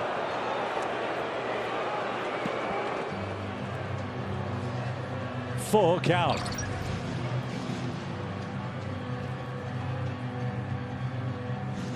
That'll make your heart skip a beat. Yeah, Colton won't have to shave after this game. So he would represent the winning run. But he's down to his last strike. Full count pitch. Line drive right field, base hit, and that is going to tie this game. Colton Wong on his way to second. He's going to turn and burn and head to third. Milwaukee down to its last strike has tied it.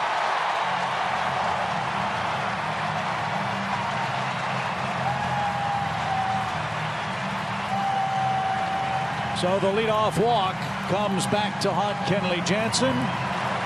Colton Wong with a triple makes it 4-4. Went back to that. Looked like it might have been a 4-seam fastball. Might have been a cutter, just didn't have any movement. But Colton has seen everything that Kenley had. Was able to drive that ball down the right field line and get to third base. Yeah, I mean, that was just a great at bat by Wong. Yesterday, he struck out for the last out. But he took some tough pitches. He was seeing them well. Now, job's not over. Kenley's got to get out of this inning, keep this game tied. And remember, we had a fan on the field to start this inning. He has not been as sharp as he was last night. So now you've got Urias up. He's been a tough out. Winning run 90 feet away and a strike.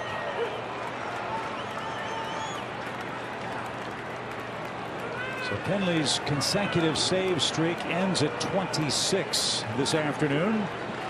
Now his job, as Peter said, force a 10th inning. Anything in the dirt, Darno's got to knock it down with a fast runner 90 feet away.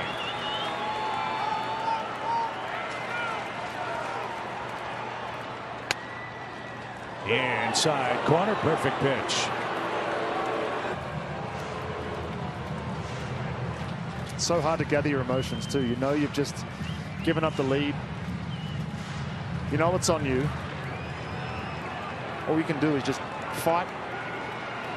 Keep this tied. Give the offense a chance to score again. He's way ahead. No balls, 2 strikes.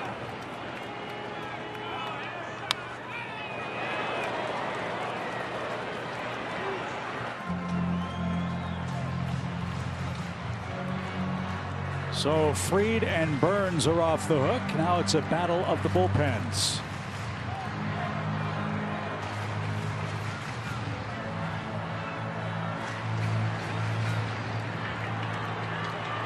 Again, Milwaukee down to its final strike.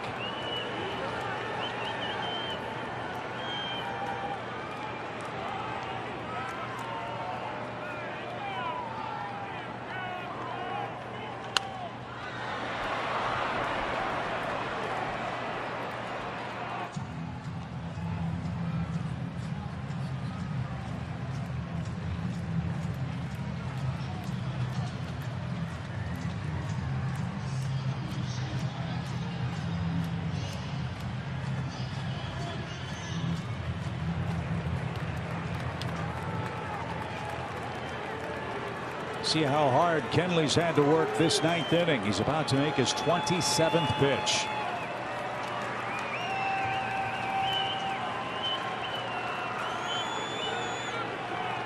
The 0-2 again. Little pop, shallow center. Dansby on the run. He got it. Great play, Dansby. It's about 6 great plays by Dansby tonight. What a game. What a series. What a defense for Atlanta. Dansby saves the game with a terrific sliding catch. We go to extras. 4-4 in game 3. Have combined for 6 hits today. Olsen with 2. Riley with 2, including a 3-run homer. Marcell Ozuna with a pair, including a solo shot. All of Atlanta's offense came in the 3rd inning. They look for some offense in the 10th against Hobie Milner. And again, a reminder for you, in extra innings, there is still a ghost runner. The man that made the last out in the prior half inning will be placed at second base. In this case, the Braves get the first crack at breaking through, and it's Ronald Acuna Jr.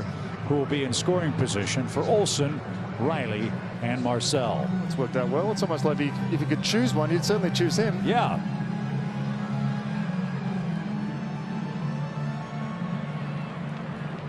Matt Olson, 2 for 4, lefty-lefty. Match up here in the 10th inning. Olson's last at bat, he drove one in the left center field gap. I mean, a bullet. Stayed right on that pitch. Hobie, as much as I appreciate your arm angle and your arm slot, I really hope you give it up here. The Braves are looking for their first extra inning win of the year. The Brewers are playing their first extra inning game this afternoon.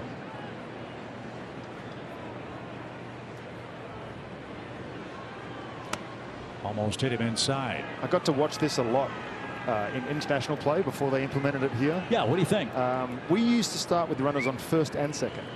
Okay. I didn't like that because it was almost an automatic bunt attempt for each team because you wanted to at least score 1, and obviously if a team scores multiple in the top of the inning,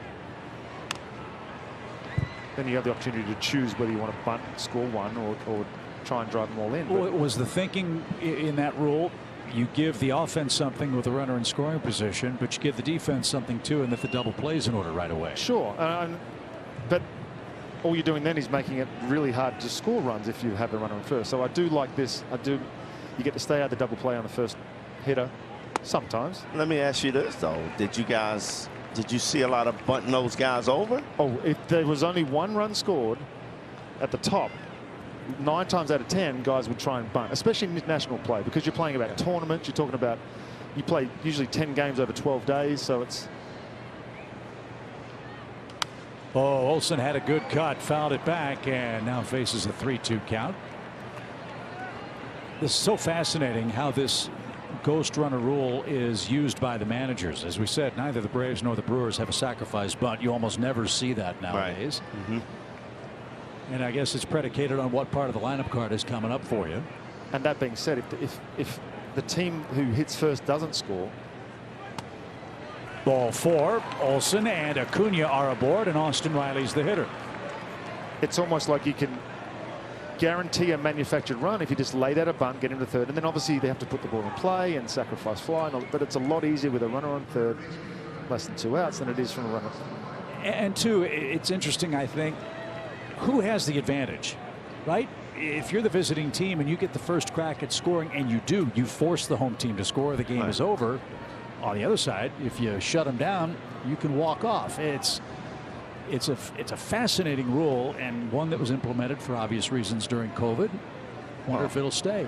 And also to speed up the game too, guys. Yeah. I think that's ultimately why they did it. Stop those 18-inning games where you just blow a bullpen out for 2 weeks. Yep. Well, Riley has 1 3-run homer. How about a second? Would that be too greedy to ask for right here? Not at all. As he faces Hobie Milner.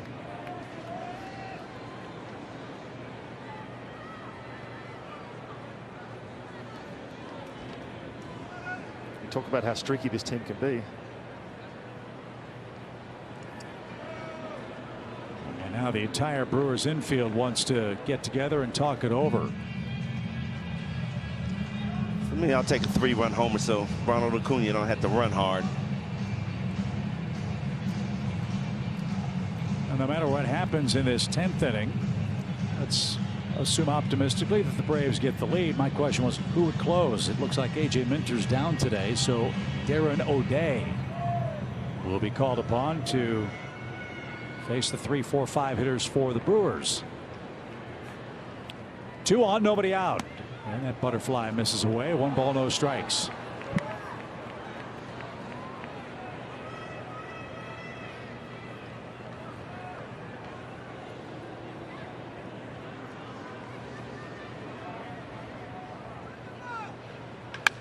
Golf to the shortstop. Double clutch for 1. On to first. High throw. It got away. Acuna's going to streak to the plate. He's going to score. And the Braves get a break and take the lead. Defense. That's the difference right there. Defense. You got a guy that's not normally known to play first base. Tries to make a stretch. Can't come up with the play. Austin beats it out. Good hustle by Austin. And then again, great hustle by Acuna to get to home plate on this. Yeah, you hit a ball that hard, and then you come out of the box running really hard. Puts pressure on that Wong to make a perfect throw. You don't Double clutch. You don't have the normal tall first baseman over there, which makes it even harder. Looked like the timing was thrown off too, just an instant, and you saw Wong try to hurry the throw. So the game began with a muff by Keston Hiura, and now the Braves take the lead on a dropped ball at first. It's an unearned run, but it counts. And the Braves are back in front, 5-4. Riley at first, Ozuna the hitter with a homer and a single in today's game.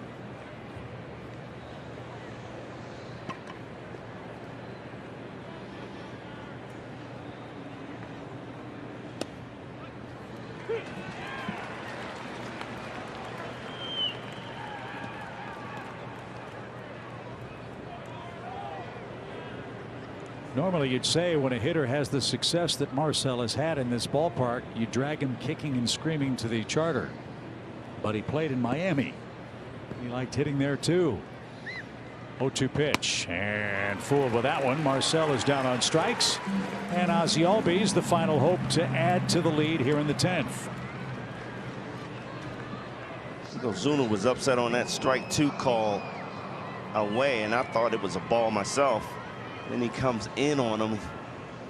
Looked like he was leaning. Had no chance of hitting that inside fastball. Ozzie turns right-handed, drives that one to right field deep. Renfroe to the warning track and wall. And twice in this series, Ozzie's played Pepper up against that fence and right. This one fell short, but the Braves offense doesn't. They take the lead in the 10th. Darren O'Day will try to preserve a series win.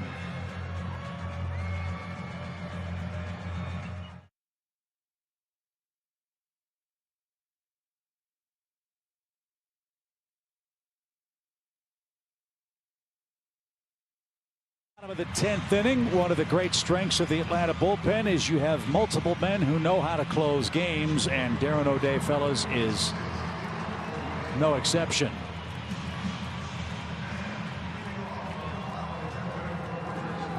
Ten games this year, 8.2 innings, 4.15 ERA, 2 walks to 8 strikeouts.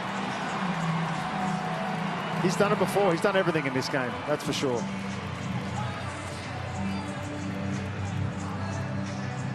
So it's O'Day versus Yelich, Renfroe, and Taylor. Urias, a fast runner, will be the man placed at second for Milwaukee. Yelich is hitless today, hitless in the series, but he has scored a run.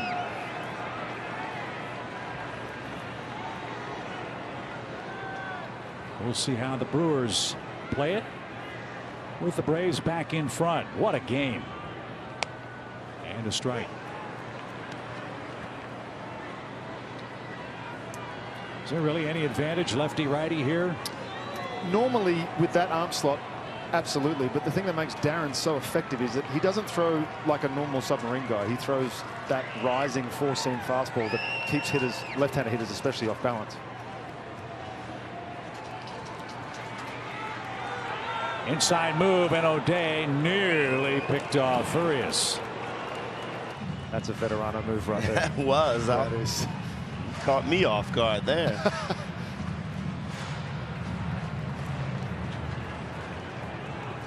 Yelich has not faced Darren before.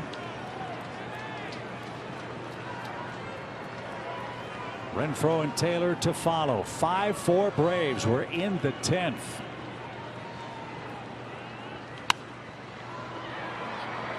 Yelich fouled that softly out of play. 0-2.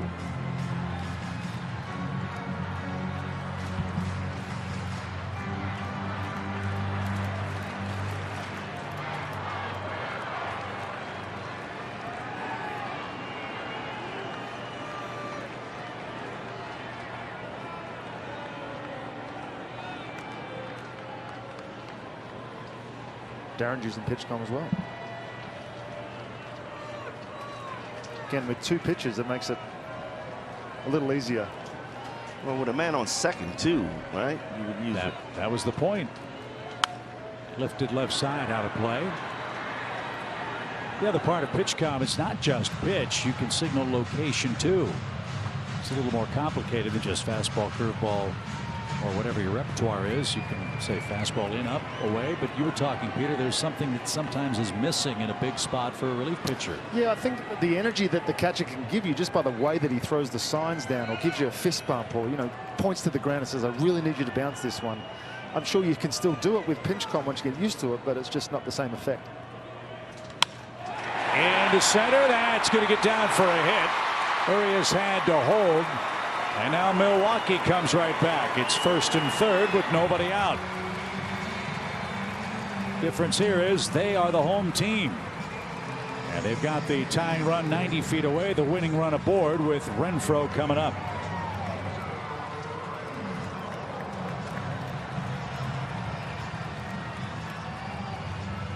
This is where I think Darren O'Day is really tough on right-handers. He can throw you so many different looks. The slider coming out of the ground, Peter. They could use a strikeout right here. Braves are playing double play depth up the middle. Riley hugging the line at third. Renfroe, right-hand hitter. Bat resting on the shoulder. The pitch rises up and away. 1 ball, no strikes.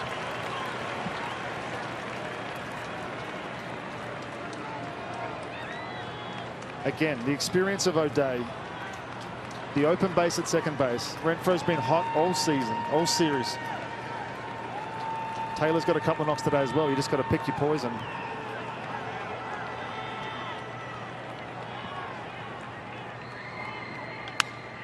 High fly ball toward left. Heredia's there, measures it up. Here's the catch. The throw is going to come into second. The Braves will concede the tie, keep the double play in order. And Renfro keeps the Brewers in the game. A sacrifice fly ties the score. Well, that's a smart play by Heredia. There's no way you're going to throw out Arias. Last thing you want to do is try to make that throw, and Yelich tags up from first and gets to second. So sometimes you got to concede that run. We did, and now O'Day, if he can get a ground ball, double play, get out of this thing, and hopefully the Braves bats will come back and win this ball game. Both teams have an off day tomorrow. If this game continues much further, they'll be thankful of it. Taylor 2 for 4 today. Keep an eye on Yelich at first. There he goes. Good jump. Pitch a strike. Throw to second late. Yelich is 5 for 5 in steals. That's a big weapon for Milwaukee. Jace Peterson with a late stolen base led to the game tying run in the 9th. Now Yelich in scoring position with 1 out. And two guys will take a while to get uncoiled. He got a great jump on that one too. Might have seen something in the video on Darren. No balls and a strike.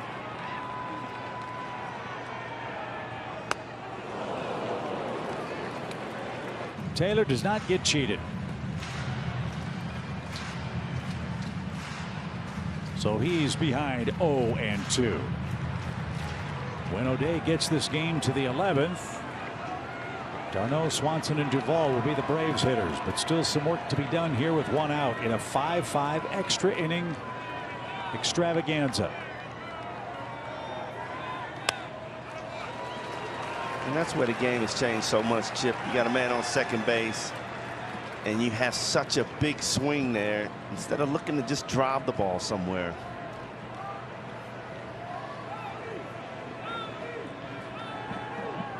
You can win with a single. You don't have to hit a 2-run homer. Righty versus righty, the pitch. Struck him out. So everybody with a sigh of relief for the moment. But now it's Rowdy Tellez.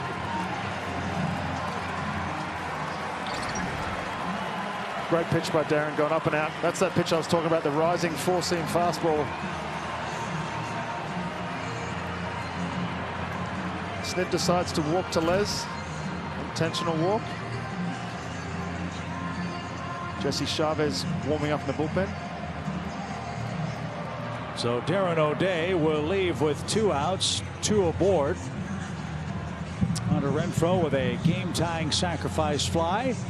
Darren O'Day and the Braves will look on as Jesse Chavez sprints in to try to force an 11th inning.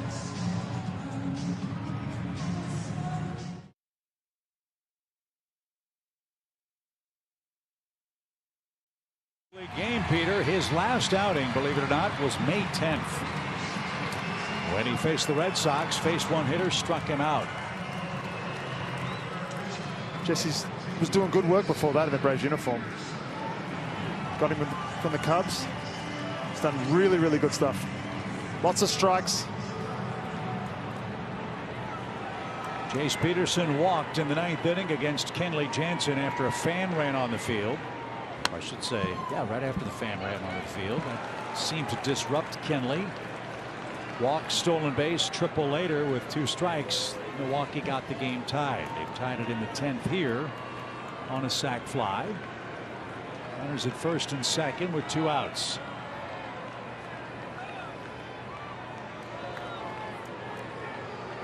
Peterson, a left-hand hitter. Keston Hiura is on deck. He's a righty.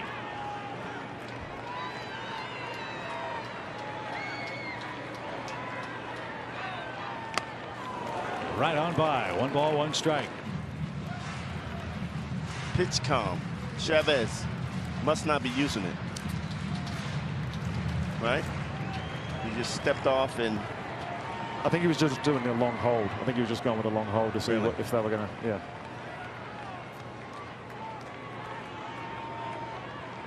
1-1. He's up and away. So Jesse and Will Smith are the two that don't use it. Okay. Yeah.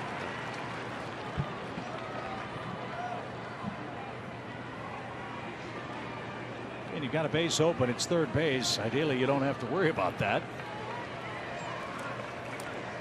But you do what you have to do to live to see the 11th inning.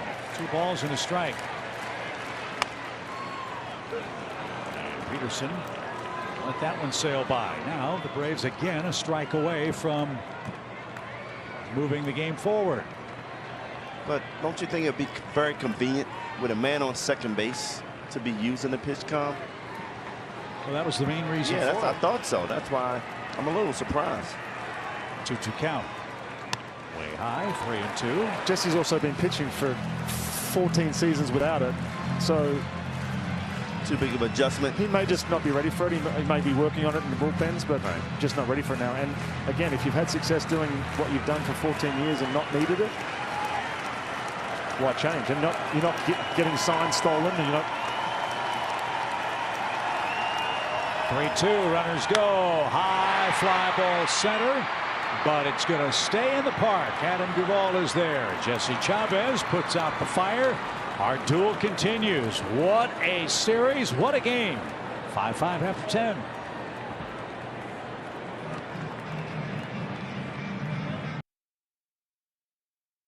Group tickets start as low as $7 for groups of 20 or more. It's perfect for company and church outings and family get-togethers too. Get all the information at braves.com/groups. What a game. 5-5 after 10. And this is a man with whom the Braves should be pretty familiar. Trevor Kelly spent last season with AAA Gwinnett. All he did was pitch to a 1.52 ERA in 37 games out of the bullpen. And he's Peter Moylan reborn. Easy. Easy. Let's not go throwing that sort of shade at him this early.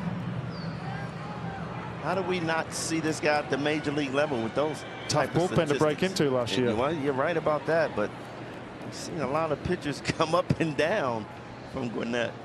So the same rules apply in the 11th. Ozzie Albies made the last out. He's the ghost runner at second. Travis d'Arnaud is the hitter, and he shoots it the other way for a base hit. Ozzie's going to score. d'Arnaud with a long signal, and just like that, one pitch, and the Braves are back in front. That's so good to see. And d'Arnaud needed that. He gave the Brewers some of their own medicine, getting aggressive early on that first pitch. Right.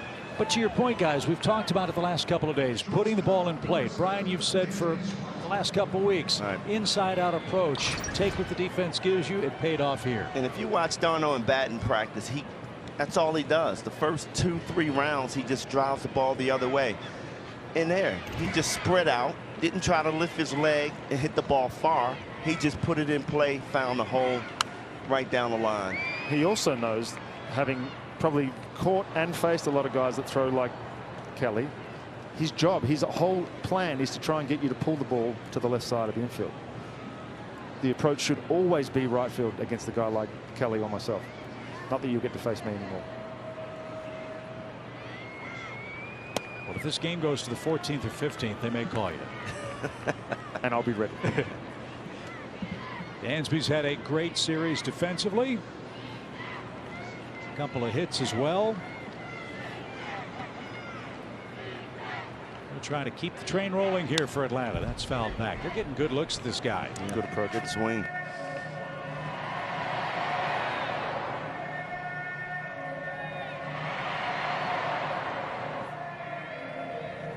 Kelly's pitched in the big leagues with a couple of other franchises, the Red Sox in 2019, the Phillies in 2020. You saw his career numbers in the show, but terrific this year in Nashville, the Brewers AAA affiliate. But one pitch and he gives up an unearned run as Ozzie Albies scores on the d'Arnaud base hit. Downstairs, it's a full count. That's one thing they do give the pitchers. If they place the runner, they don't give you an earned run on the first one. I was just about to ask you that. Wow. After that, though, the rest is your responsibility, which seems fair. Full count. Darno at first. Chopper hit, foul at third. You see the effect of when you try and pull a guy throwing from the angle that he does. It's just chop it straight to the ground. It's ground ball machine. Did you always throw sidearm? Did you have to learn? I actually, my first stint over here in rookie ball with the Twins, I was over the top and I was a starter. I started for 2 years straight and then eventually dropped down. Mile high pop. Dansby just missed it. And in center, Taylor should have no trouble with it. He doesn't, and there's the first out. Was that because of injury?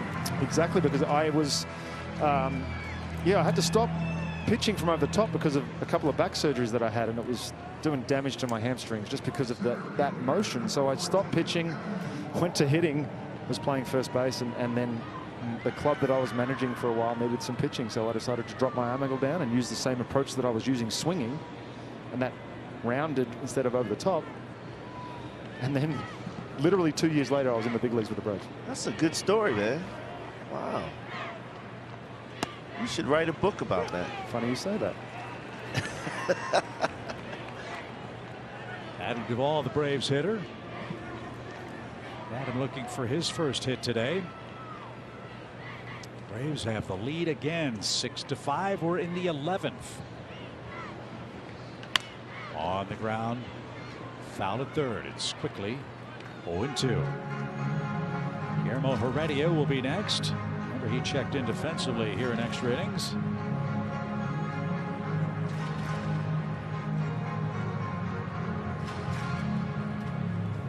The Brewers will have the 8, 9, and 1 hitters coming up. It would be nice to have more than a one-run lead.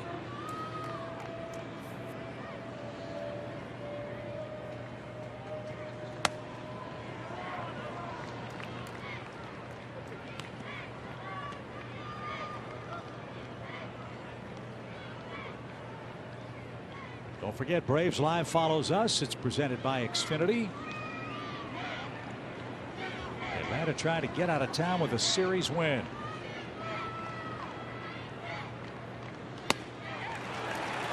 That's the second out. And now Heredia will be the hitter.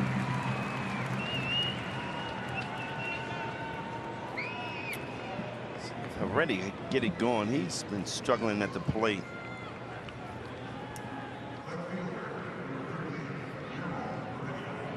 Well, he likes to attack that fastball early, so if he does get that first pitch fastball in, look to Guillermo to turn on this.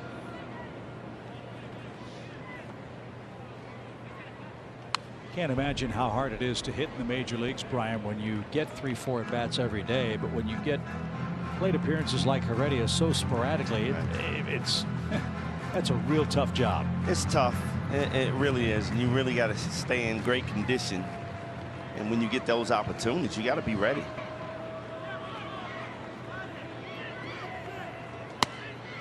At the letters. And for Guillermo, it seems like this is the count he's seeing a lot. 0-2.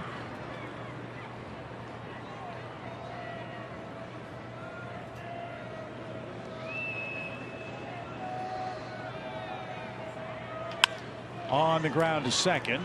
And the peg to first sends us to the bottom of the 11th inning. The Braves have scored in each of the extra innings so far. They lead again 6-5 with 8, 9, and 1 coming up.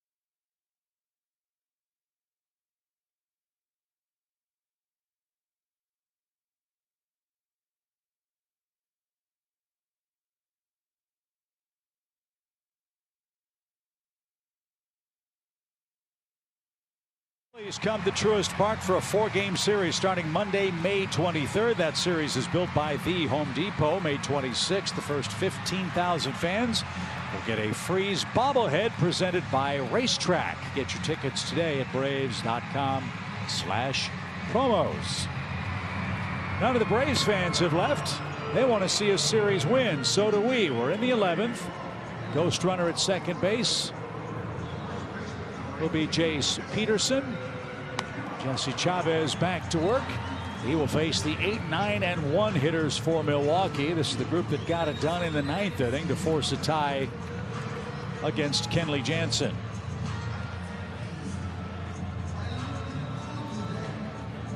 Jesse got Jace Peterson to fly out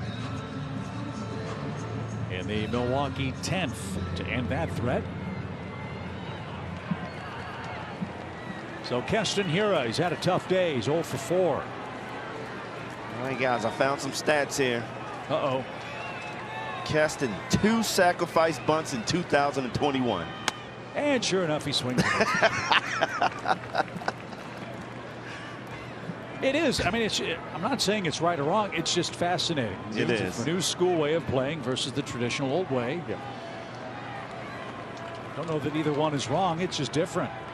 And certainly, Brian and Peter, one that's foreign to you guys as players in your day with the Braves and the Cardinals and Dodgers and the like.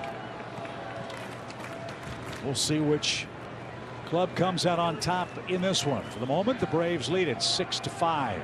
1 ball, 1 strike from Chavez. Driven foul and out of play.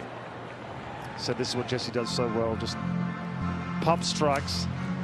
3 different variations of just similar speed pitches doing different things. Been doing it for so long. Found what makes him go. Grabbed hold of it and hasn't let go.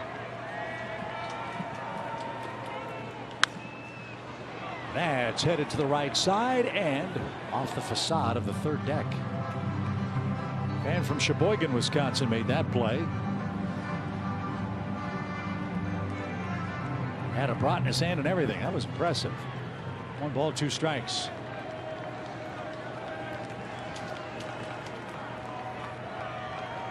Jesse ready. Swing, drive, deep center field. Keston Hiura wins the game.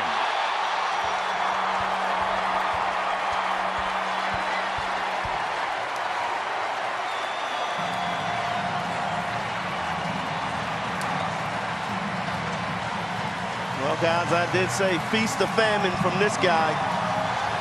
He's either going to strike out or bomb you, and boy, did he hit that ball a long way. Did not miss that pitch.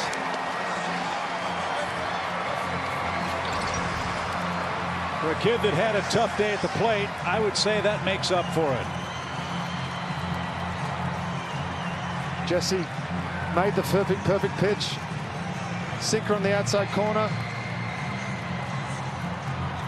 Keston was just ready for it. He swung through the pitch before. So the Braves hit the homers early. The Brewers hit the homer late. And Milwaukee takes 2 out of 3.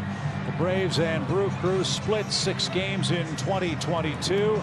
7-6 is the final score in 11 innings. Kelly is the winner. Jesse Chavez is the loser. And what a look. There's no way to mask the disappointment.